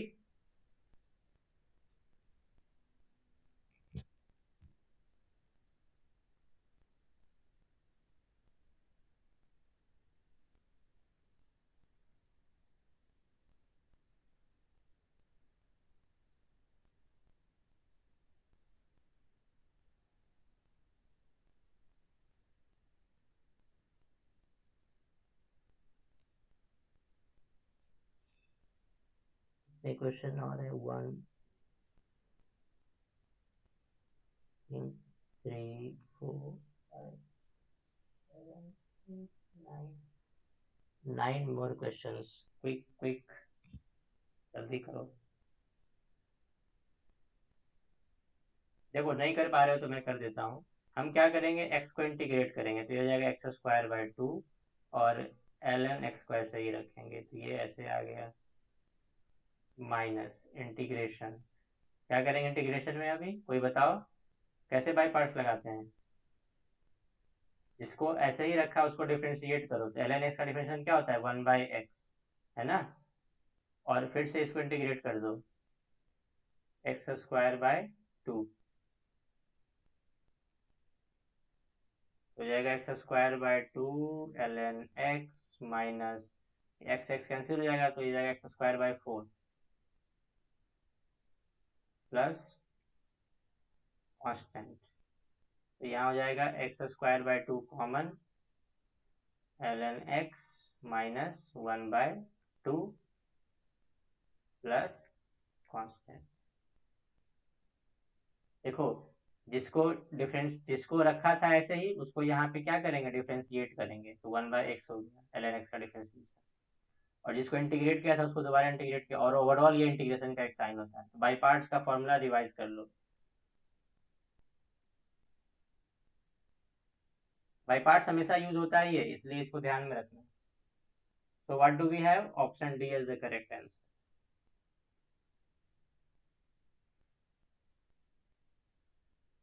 क्वेश्चन नंबर 62 करो, और जो 62 कर लेंगे तुरंत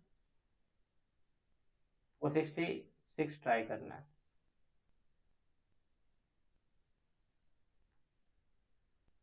Here is the question number 62.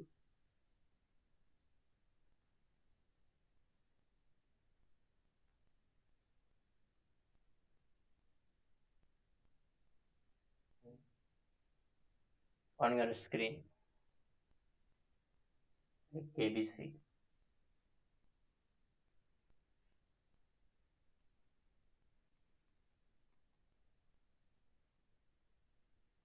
If the vectors A, B and C are mutually orthogonal, then PQ is mutually orthogonal का मतलब होता है ये तीनों वेक्टर्स आपस में परपेंडिकुलर हैं।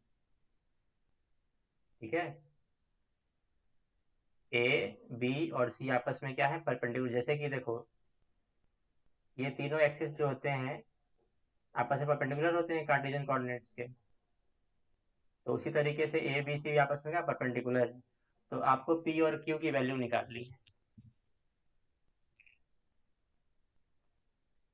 1 मिनट।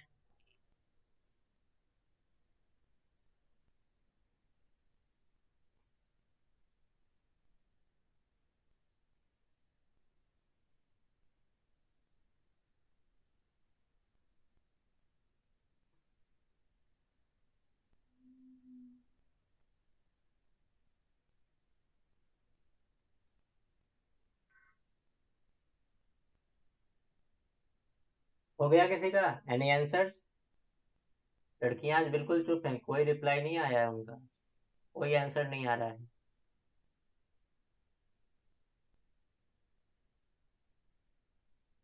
या तो ज्वाइन करके बैठे हैं सब लोग चुप हैं, या फिर क्वेश्चन कर नहीं पा रहे हैं।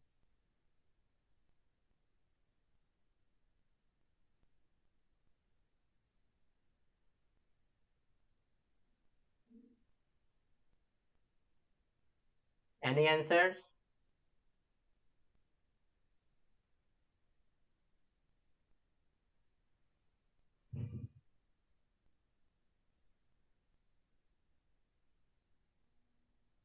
नहीं होगा? वह नहीं हो रहा है, सबको फिर से देखना ही पड़ेगा, फिर से 12 का सब कुछ।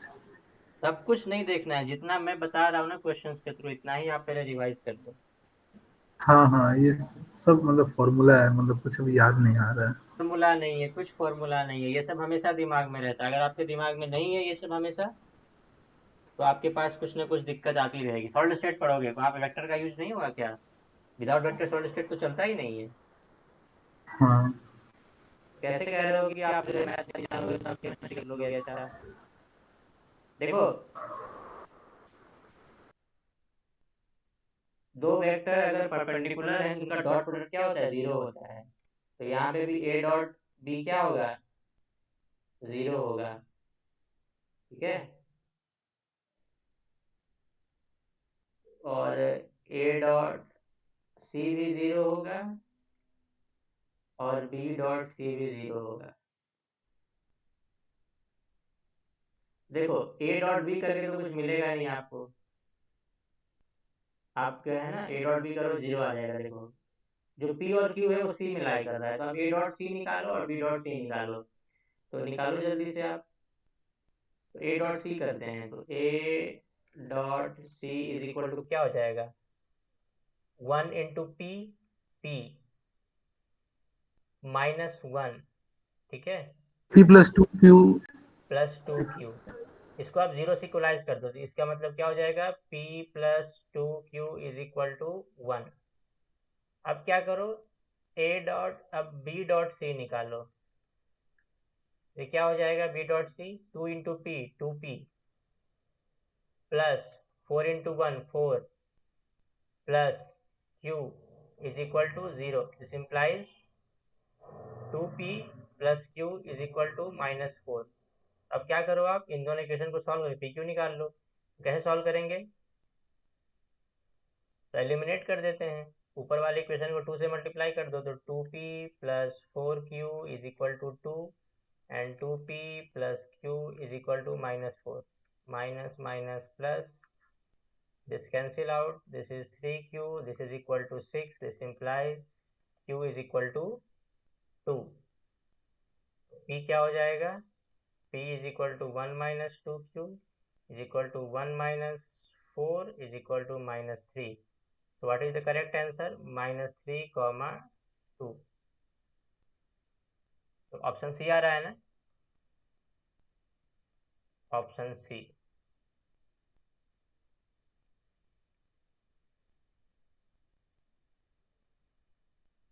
सॉरी, ऑप्शन सी ही है ना।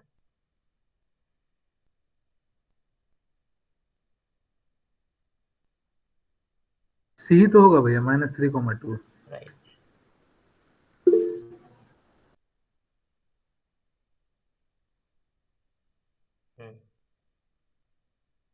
क्वेश्चन नंबर 66 करो। एक एक्सप्रेशन दे रखा है, x to the power m y to the power n is equal to x plus y to the power m plus n, और आपको निकालना है dy बाई dx। इसलिए मैंने कहा था बहुत लेंथी क्वेश्चन है इस बार का 2018 का, और मुझे लगता है कि सबसे टफेस्ट पेपर्स में से एक था 2018 का पेपर मैथ के हिसाब से। बाकी क्वेश्चंस को भी आप जज करो, केमिस्ट्री के तो काफ़ी अच्छे अच्छे लोग यहाँ पढ़ा रहे हैं आपको।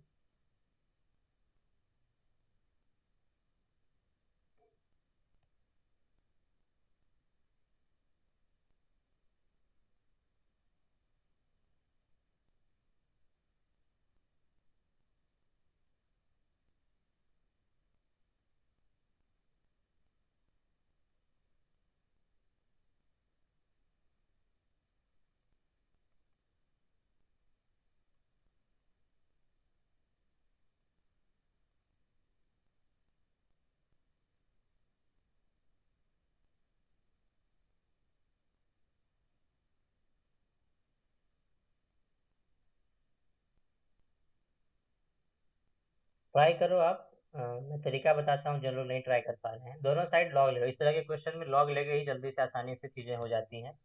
तो यहाँ पे अगर आप दोनों साइड लॉग ले लोगे, तो log x to the power m y to the power m is equal to log of x plus y to the power m plus n।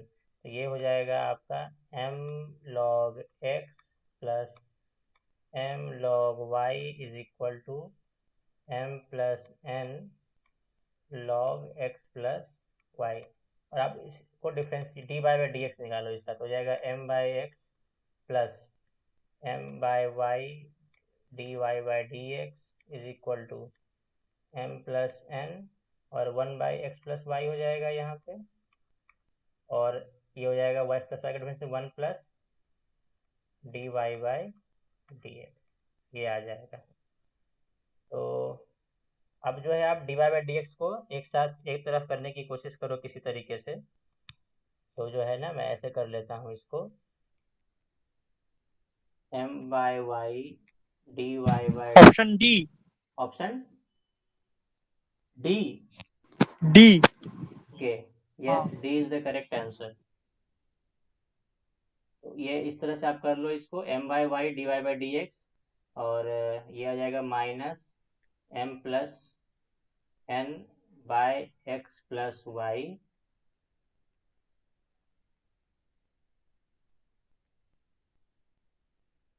ये d y by D x यहाँ पे मैंने एक side कर लिया सबका। और यहाँ पे क्या बच गया, यहाँ पे बच गया m plus n by x plus y minus m by x, है ना। अब यहाँ से यहाँ चलते हैं,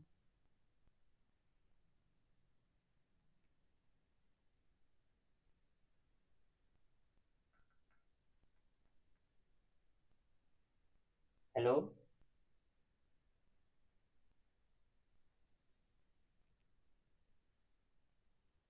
हाँ भैया बोलिए। अरे वो मेरा कंप्यूटर फ्रीज हो गया था, ठीक है ना, अभी आ रहा है ना स्क्रीन पे सब कुछ। हाँ भैया।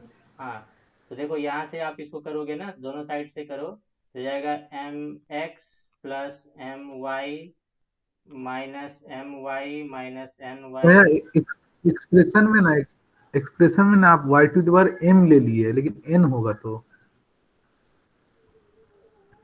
ओके। देखिए। हाँ ठीक है ठीक है। हाँ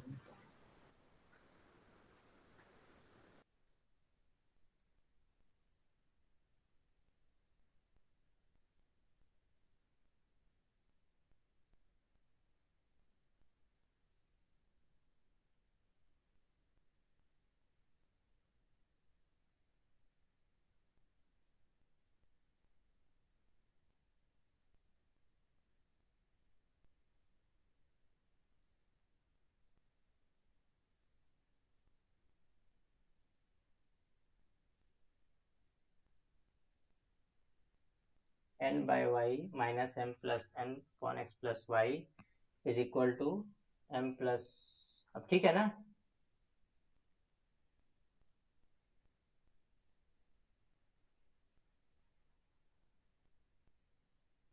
हाँ भैया अब ठीक है। हाँ तो देखो यहाँ से क्या हो जाएगा, ये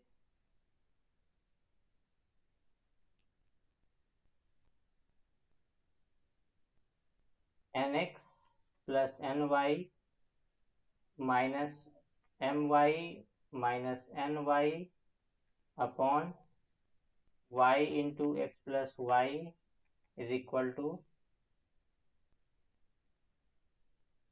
ये हो जाएगा mx plus nx minus mx minus my upon x plus y into x.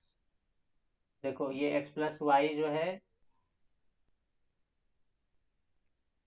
ये वाला टर्म ये वाला टर्म कैंसिल हो जाएगा, nx ny से ny कैंसिल हो जाएगा, mx से mx कैंसिल हो जाएगा, यहाँ बचेगा nx माइनस my, यहाँ बचेगा nx माइनस my, ये ऊपर ऊपर का पूरा कैंसिल हो गया, और यहाँ पे dy बाई dx था ही मल्टीप्लाई में, this implies dy by dx is equal to y by x।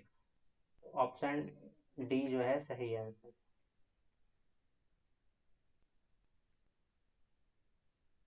कोई डाउट है किसी को इसमें? देखो ये सब कोर मैथमेटिक्स का क्वेश्चन है जो 12th क्लास में रहता है, और ये बोर्ड एग्जामिनेशन इस तरह के क्वेश्चन आते हैं, वैसा ही पूछा गया है, इसलिए मैं कह रहा था कि क्वेश्चन बहुत ट्रिकी आया है इस बार। ये वाला करो, क्वेश्चन नंबर 72 अगेन एक काफी अच्छा क्वेश्चन।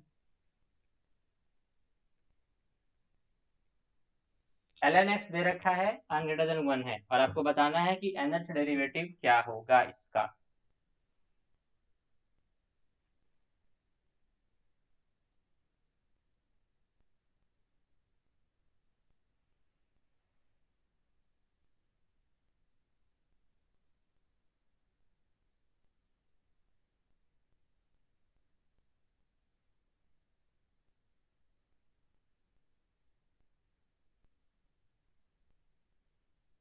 ट्राई करना आप लोग, मैं बता देता हूँ, आप भी ट्राई करो साथ में। तो देखो जिनसे नहीं हो रहा है वो देखो, option D. Option D. D. D.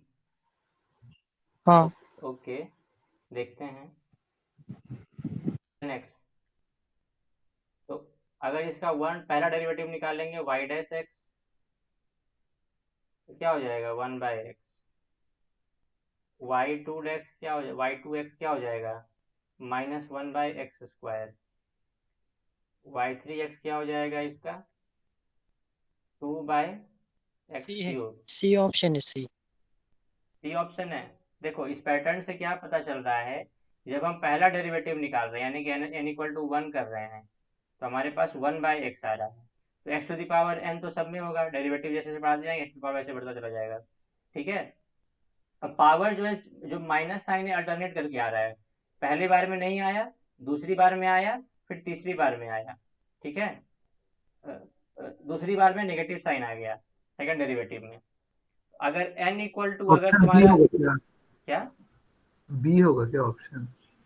देखो करके, अगर आपके पास जो है ना अगर आपके पास जो है एनथ डेरिवेटिव निकालना हो आपको इसका, तो कैसे आप इसी को जनरलाइज कर लो यहाँ से। तो देखो, आप जो है ना, अगर ऑड डेरिवेटिव निकाल रहे हो तो आपका पावर जो है नेगेटिव आ रहा है, मतलब एन की वैल्यू अगर ऑड रखेंगे तो पावर नेगेटिव आना चाहिए। तो -1 टू द पावर क्या रखेंगे, एन। तो एन रखेंगे तो देखो यहाँ पे क्या है, एन है, तो एन वाला तो कभी नहीं होगा, क्योंकि ये क्या देगा, वैल्यू पॉजिटिव वैल्यू दे देगा, एन इक्वल टू 2 पुट करेंगे तो ये ऑप्शन बी तो कभी भी नहीं होगा। ठीक है, तो बी तो ऐसे ही कैंसिल हो गया। और यहाँ पे एन का वैल्यू चेंज करने वाला कोई ऑप्शन ही नहीं है सी में, तो सी वाला ऐसे ही क्रॉस हो गया। तो बी और सी तो कभी भी नहीं होंगे। अब ए और डी में देखो, जब आप वन पहली बार डिफरेंशिएट कर रहे हो तो 1 फैक्टोरियल आ रहा है ऊपर में, दूसरी बार में आ रहा है 1 फैक्टोरियल, और तीसरी बार में आ रहा है 2 फैक्टोरियल। यानी कि आपका जो है ना, अगर आप थर्ड डेरिवेटिव निकालोगे तो आपका 2 फैक्टोरियल आना चाहिए। तो ऑप्शन डी में अगर आप थर्ड डेरिवेटिव निकालोगे तो क्या आ जाएगा, आपका 3 फैक्टोरियल आ जाएगा, जो कि सही आंसर नहीं है। तो ऑप्शन ए जो होगा करेक्ट आंसर होगा। इसमें आप एन इक्वल टू 1 2 3 पुट करके देख लो, आपको ये सारे आंसर्स मिल जाएंगे। तो मेरे अकॉर्डिंग आपका ऑप्शन ए आना चाहिए। और ये रीजनिंग करके बनाना था, ये ऐसा नहीं कोई बहुत टफ क्वेश्चन है। तो ये भी एक इम्पॉर्टेंट पार्ट होता है आपके मैथमेटिक्स, आपके मतलब एनालिटिकल स्किल्स का, कि आप जो है ना किसी चीज़ को जनरलाइज करना सीखो। अगर आप वो 1 के लिए ट्रू है, 2 के लिए ट्रू है, 3 के लिए ट्रू है, एन के लिए एक्सप्रेशन कैसा दिखेगा, कैसे ट्रू बताएंगे, ये सब चीज़ें जो है ना बहुत यूज होती हैं। This is called generalisation of anything.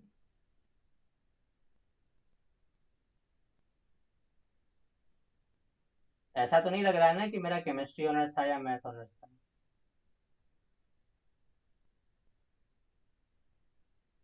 नहीं भैया, बट करना पड़ेगा मैथ्स। यप, यही कह रहा हूँ मैं। तो 72 का ऑप्शन ए किस साइज का आ रहा है, सब अपना चेक कर लेना, option A is the correct answer. अब आगे बढ़ते हैं। क्वेश्चन लेकिन भैया लगभग सब जगह से ही दिया है, सब चैप्टर से थोड़ा थोड़ा कर। नहीं कह सकते कि कहीं से ज़्यादा दिया कहीं से कम दिया, उतना पढ़ लेंगे तो हो जाएगा। ये हर जगह से दिया है। हाँ, लेकिन सिंपल सब जगह क्वेश्चंस से। आपको पिक कर लेने हैं। सिंपल क्वेश्चन से कि 75 नंबर देखो, ये सिंपल क्वेश्चन है।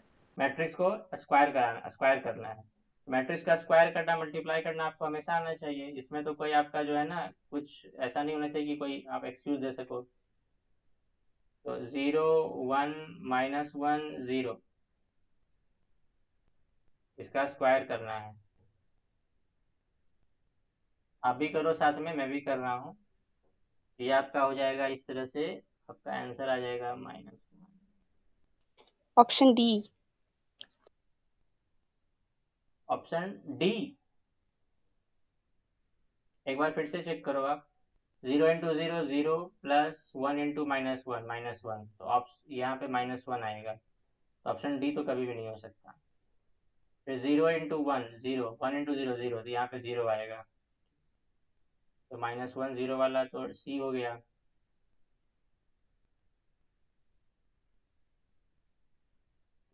और उसके बाद फिर -1 into 0 0, -1 into +1,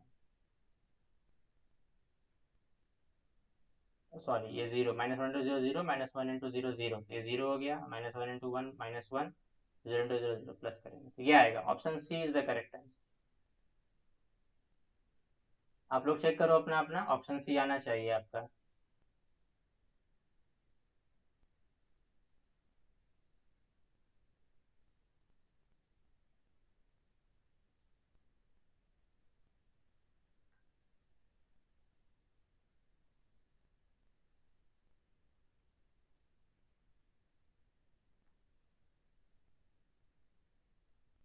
try question number 77। देखो ट्राई कर लेना आप लोग, मैं बता देता हूँ क्वेश्चन नंबर 77। इसमें थोड़ा सा क्वेश्चन में गलती है मेरे हिसाब से। कैसे? क्वेश्चन कह रहा है कि एक पैराबोला है y is equal to 4x² plus 3। तो ये पैराबोला देखो कैसा होता है, ये पैराबोला इस तरह का होगा। y is equal to x² का ग्राफ कैसा होता है, ऐसा होता है, ठीक है। अगर आप इसमें 4 से मल्टीप्लाई कर दो तो ग्राफ थोड़ा सा ऐसा हो जाएगा, मतलब जल्दी रैपिडली इंक्रीज करेगा, तो कुछ इस तरह का कर्व हो जाएगा ये। अब इसमें 3 को ऐड किया गया है, तो ये इसको ग्राफ को आप ऊपर की तरफ शिफ्ट करा दो। ग्राफ जो है ना ऊपर की तरफ शिफ्ट हो जाएगा, तो आपका जो कर्व आएगा वो आएगा कुछ इस टाइप का। यहाँ पे ये वैल्यू 3 होगी। ये कर्व है इसका y is equal to 4x² plus 3 का। अब इसको कहा गया है कि -90 डिग्री रोटेट किया जाता है। तो माइनस में जब एंगल को रोटेट करते हैं तो हम क्लॉकवाइज रोटेट करते हैं। क्लॉकवाइज एंगल रोटेशन जो होता है नेगेटिव होता है, एंटी क्लॉकवाइज पॉजिटिव होता है। तो यहाँ पे ब्रैकेट में कह रहा है एंटी क्लॉकवाइज और यहाँ कह रहा है -90 डिग्री। तो इसमें थोड़ा सा झोल है, ठीक है, दोनों दो चीजें हैं। अगर नेगेटिव रोटेट करना है तो आप इसको इसको ऐसे रोटेट करना पड़ेगा, क्लॉकवाइज एंटी क्लॉकवाइज डायरेक्शन में रोटेट करना पड़ेगा, ना कि एंटी क्लॉकवाइज में।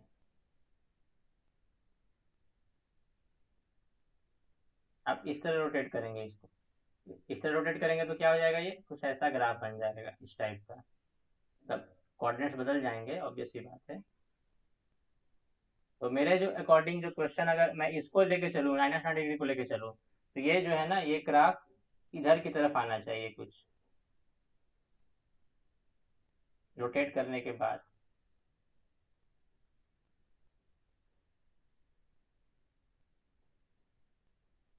कुछ ऐसा आना चाहिए, है ना। इसका इक्वेशन जो हो जाएगा x, देखो y के अलोंग अगर ग्राफ है तो वो होता है y equal to x square, और x के अलोंग पैराबोला है तो x equal to y square के फॉर्म का होता है।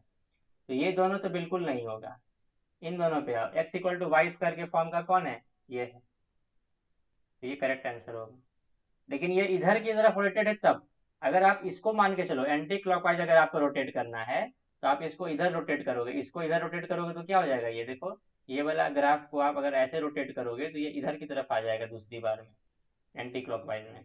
तो तब आपका जो वैल्यू है बदल जाएगा, तब आपका ऑप्शन बी करेक्ट होगा, ठीक है। तो डिपेंड करता है आप किसको लेके चल रहे हो 77 में। मेरे अकॉर्डिंग अगर दोनों चीजें दो हैं तो इसका दोनों में से कोई एक आंसर हो सकता है, ठीक है। भैया हेलो, भैया फिर से एक बार एक्सप्लेन करेंगे। हाँ देखो मैं बता रहा हूँ, 77 नंबर देखो,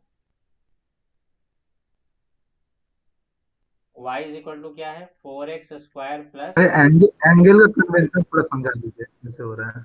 बता रहा हूँ देखो, ये तुम्हारा कार्टेशियन कोऑर्डिनेट है x और y।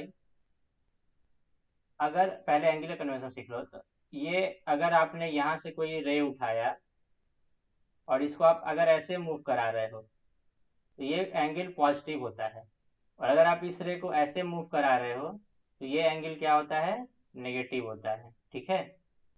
तो एंटी क्लॉकवाइज जो एंगल मेजरमेंट होती है वो पॉजिटिव कहलाती है, और जो काउंटर क्लॉकवाइज जो क्लॉकवाइज होती है वो नेगेटिव कहलाती है। उसी के रेस्पेक्ट में ये क्वेश्चन गलत है, क्योंकि ये कह रहा है कि नेगेटिव एंगल से रोटेट करना है और कह रहा है एंटी क्लॉकवाइज रोटेट कर रहा हो, तो ये दोनों दो चीजें हो गई ना, वही मैं कह रहा हूँ। तो अब ये चीज देखो, ये तो एक एंगुलर कॉन्सेप्ट हो गया। अब दूसरा कॉन्सेप्ट है कि आप ग्राफ को कैसे मॉडिफाई करते हो। आपको जो सिंपल सा ग्राफ पता है क्या है, आपको y इक्वल टू एक्स वाला कर्व पता है, ये ऐसा होता है, ठीक है। अब हमें y इक्वल टू 4x² पहले करो, 4x² करेंगे तो क्या हो जाएगा, आप इसका कर्व जो है रैपिडली इंक्रीज करेगा थोड़ा सा, ये कर्व कुछ ऐसा हो जाएगा y is equal to 4x², ये y is equal to x² है, ये y इज इक्वल टू है 4x²। और इसमें 3 यूनिट्स का शिफ्ट किया गया है, तो 3 यूनिट्स का अगर शिफ्ट करेंगे y में तो ये वैल्यू जो होगी ना ये ऊपर चली जाएगी कोऑर्डिनेट्स के। तो ये जो कर्व है आपका, ये कर्व किसका है, y is equal to 4x² plus 3 का है। ऐसे भी देख सकते हो आप, x की वैल्यू 0 पुट करो, ऑरिजिन पे जाओ तो क्या आएगा, y इक्वल टू 3 आएगा, तो y इक्वल टू 3 देखो आ भी रहा है। तो ये वाला कर्व है आपका। अब आपको इस कर्व को रोटेट करना है, तो अगर आप इसको अगर इधर की तरफ रोटेट करोगे तो कर्व कुछ ऐसा बन जाएगा, रोटेट होके ऐसे हो जाएगा, ठीक है, यहाँ पे रहेगा। अगर आप इसको इधर की तरफ रोटेट करोगे तो कर्व क्या हो जाएगा, अलोंग पॉजिटिव एक्स आ जाएगा, ठीक है। तो ये क्वेश्चन थोड़ा एम्बिगस है, दोनों में से कोई एक ही पॉसिबल है।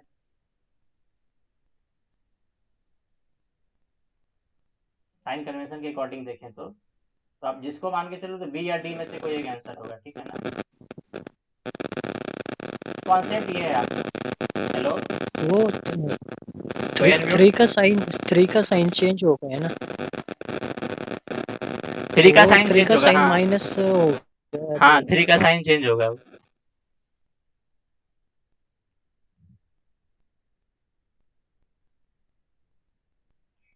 तो इसको आप करके देखना, ठीक है। कॉन्सेप्ट यहाँ पे ये सीख लो आप कि क्या क्या कर्व को कैसे आप जो है ना मॉडिफाई करते हो, एक कर्व पता है तो दूसरा कर्व कैसे निकालते हो, उससे उस हिसाब से आप सीख सकते हो इसको। और अगर इस तरह का कर्व है तो y equal to x square होता है, और अगर आप x के अलॉन्ग उसको पैराबोला को बनाओगे इस तरह से, तो ये सब जो कर्व होता है ये x square equal to y square के फॉर्म का होता है। तो इसलिए मैंने दो ऑप्शन पहले ही कट कर दिया था कि ये तो दोनों कभी नहीं होंगे, ये दोनों, ये दोनों में से कोई ये हो सकता है।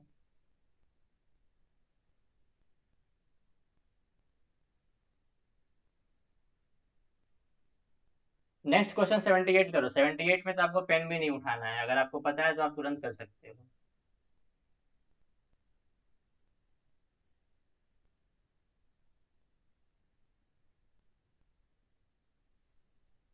एक प्रोबेबिलिटी डिस्ट्रीब्यूशन फंक्शन का कर्व दिया गया है, rho x density distribution function है एक्स के रेस्पेक्ट में। Option B. Option option B. B. B according A median है, बी मोड है और सी मीन है, यही ना। हाँ लगता है, श्योर नहीं हूँ।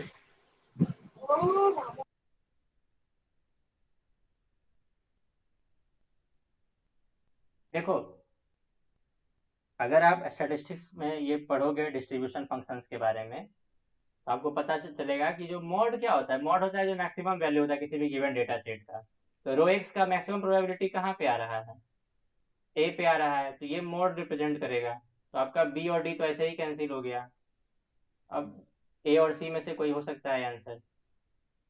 और मीन क्या होता है, एवरेज स्पीड। अगर आपको गैस वाला अगर ये बी डिस्ट्रीब्यूशन, मीन हो गई भाई, हाँ अगर आपको गैस वाला डिस्ट्रीब्यूशन, एवरेज हो जाएगा। आपको जो है ना मैक्सवेल बोल्ट्जमैन डिस्ट्रीब्यूशन अगर आपको पता है, गैस वाला जो है, जो आपने पढ़ा है 11th 12th क्लास में या फिर बीएससी में, तो आप देखोगे कि जो ये वाला पॉइंट होता है ये होता है वी मैक्स, ये होता है आपका वी मीन, और ये होता है root square mean speed, RMS velocity. तो ये जो आपका पॉइंट है ये मीडियन वाला, ये जो है मीन पॉइंट, मीन है, ये मीन वेलोसिटी। तो ये आपका जो है ए होगा, सही आंसर। ये पता रखना आप कि जो मैक्सिमम होता है वो मोड होता है, और जो अगर प्रोबेबिलिटी 1/2 आ रही है उसकी, तो वो जो है ना वो वाला पॉइंट जो है किसको रिप्रेजेंट करता है, वो पॉइंट रिप्रेजेंट करता है मीडियन को। तो ये वाला पॉइंट जो है मीडियन वाला पॉइंट है। अगर आपको कुछ भी नहीं पता है इसमें, तो आप गैस वाले ग्राफ से आप जो है गैस के वेलोसिटी डिस्ट्रीब्यूशन वाले ग्राफ से आप जो है रिलेट करके इसका आंसर कर सकते थे। ये आपको इस तरह सोचना चाहिए। क्वेश्चन नंबर 79 करो।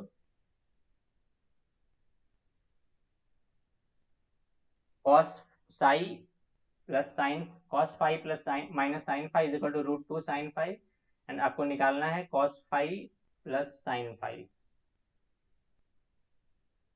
ये जल्दी हो जाना चाहिए, ये सब क्वेश्चन 9th में, ये 10th में आता था एग्जाम में ये सब क्वेश्चन।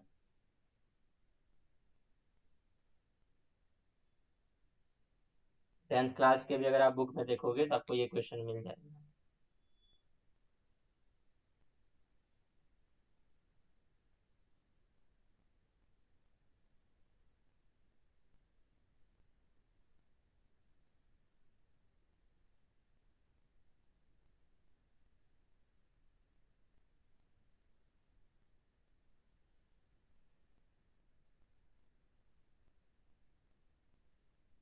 हो गया।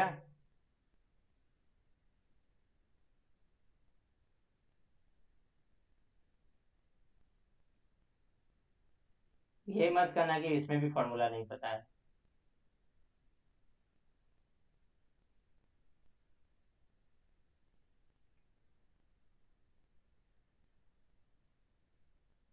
इसमें आप क्या करो, दोनों साइड स्क्वायर कर दो।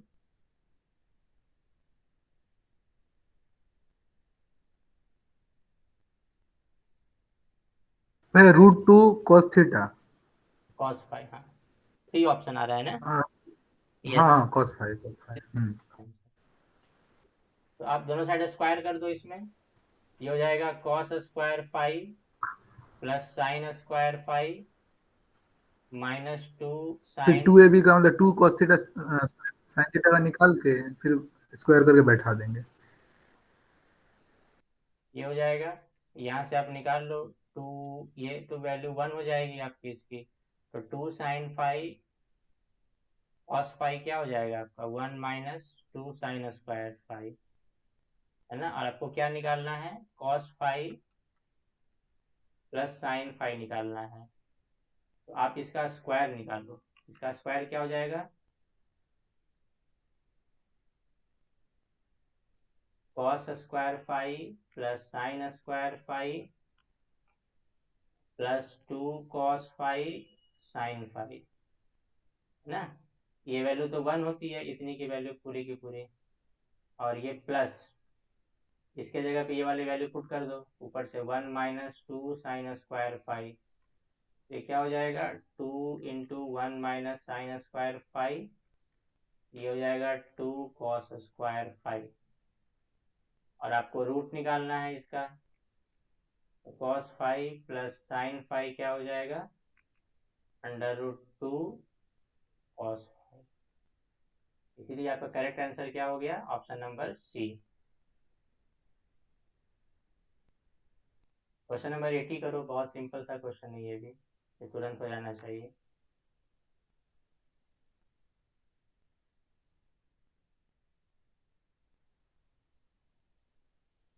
When two die are thrown simultaneously, the probability of obtaining 4 as the total। दो डाई को अगर हम थ्रो करते हैं तो प्रोबेबिलिटी क्या होगी 4 आने की।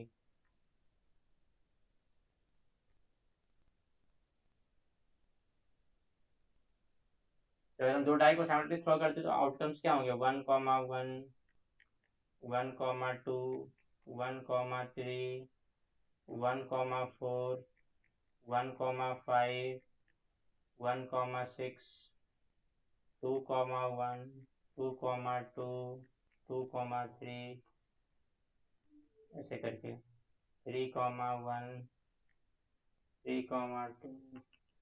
देखो आपका सम 4 कहाँ पे आ रहा है, इसमें आ रहा है, फिर इसमें आ रहा है, फिर इसमें आ रहा है। इसके अलावा और आपका सम 4 तो मिलेगा नहीं किसी भी तरीके से। आपके 36 आउटकम होते हैं टोटल, तो आपका प्रोबेबिलिटी क्या हो जाएगा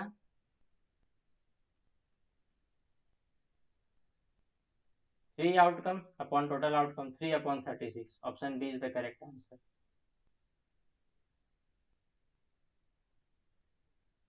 क्वेश्चन 97 करो, लास्ट क्वेश्चन है आज का, बहुत टाइम लग गया आज तो, बहुत लेंथी क्वेश्चन था आज वाला।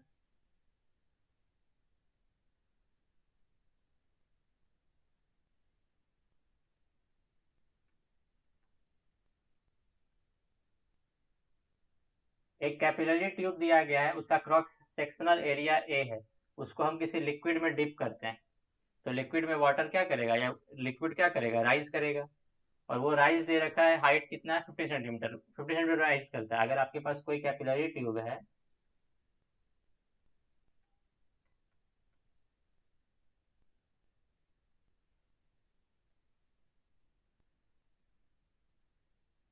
वह 7.5 होगा। कैसे आ रहा है 7.5, तुक्का मार रहे हो। ऐसे एरिया बढ़ गया तो हाइट आधा हो जाएगा। ठीक, आधा हो जाएगा। हाँ, देखो 15 से लेस होगा। हाँ 15 से तो लेस होगा, तो 15 से लेस तो ए और सी दोनों है। आपके पास अगर कोई लिक्विड है यहाँ पे, 10.6। अगर आपके पास कोई लिक्विड है हम्म। और आप इसमें थिन कैपिलरी को डिप करते हो इस तरह से, तो इसमें लिक्विड का क्या होता है, राइज होता है ना, कैपिलरी एक्शन कहते हैं इसको। जो हाइट होता है इसका, वो डिपेंड करता है कैपिलरी के रेडियस पे, कैपिलरी का रेडियस कितना है। और ये जो होता है ये समथिंग 2s अपॉन ऐसे आर रोजी करके ऐसा फॉर्मूला का आता है, मतलब कि एच जो है ना प्रोपोर्शनल होता है 1/r के, ये आपको पता होना चाहिए।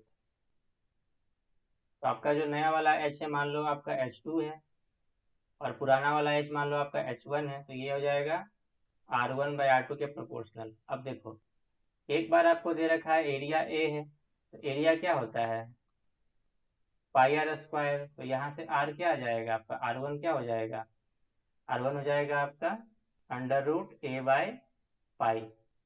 और दूसरी बार एरिया आपका 2 है, तो यहाँ से R2 क्या हो जाएगा, √2A/पाई। यहाँ पे आप उसको पुट कर दो,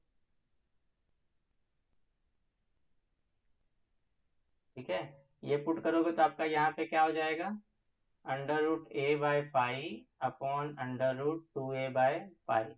तो ये आपका बनेगा 1/√2, सब कुछ कैंसिल होने के बाद। यानी कि आपका H2 क्या हो जाएगा, 1/√2 इंटू H1, और H1 दे रखा है 15 सेंटीमीटर।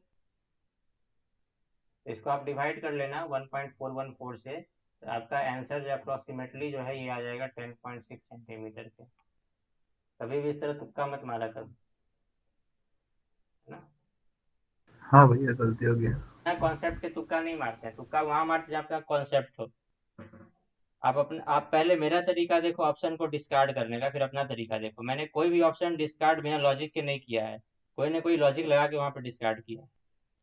अगर आप ऐसे कह रहे हो कि ठीक आधा हो गया, तो क्या लॉजिक लगाया आपने वहां पे, आपको एग्जैक्टली एटलीस्ट आपको अगर ये फॉर्मूला नहीं भी पता है ना एच वाला, तो भी आपको ये पता होना चाहिए कि एच एच प्रोपोर्शनल हो जाए 1/r के, क्योंकि हम इस तरह का एक्सपेरिमेंट बहुत सारा लैब में करते हैं, ठीक है।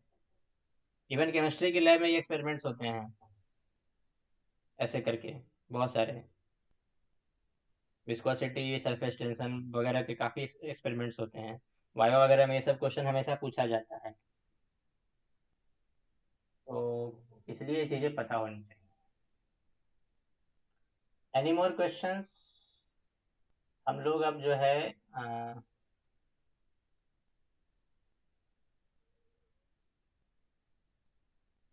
मैं ये शेयर कर दूंगा आपके साथ।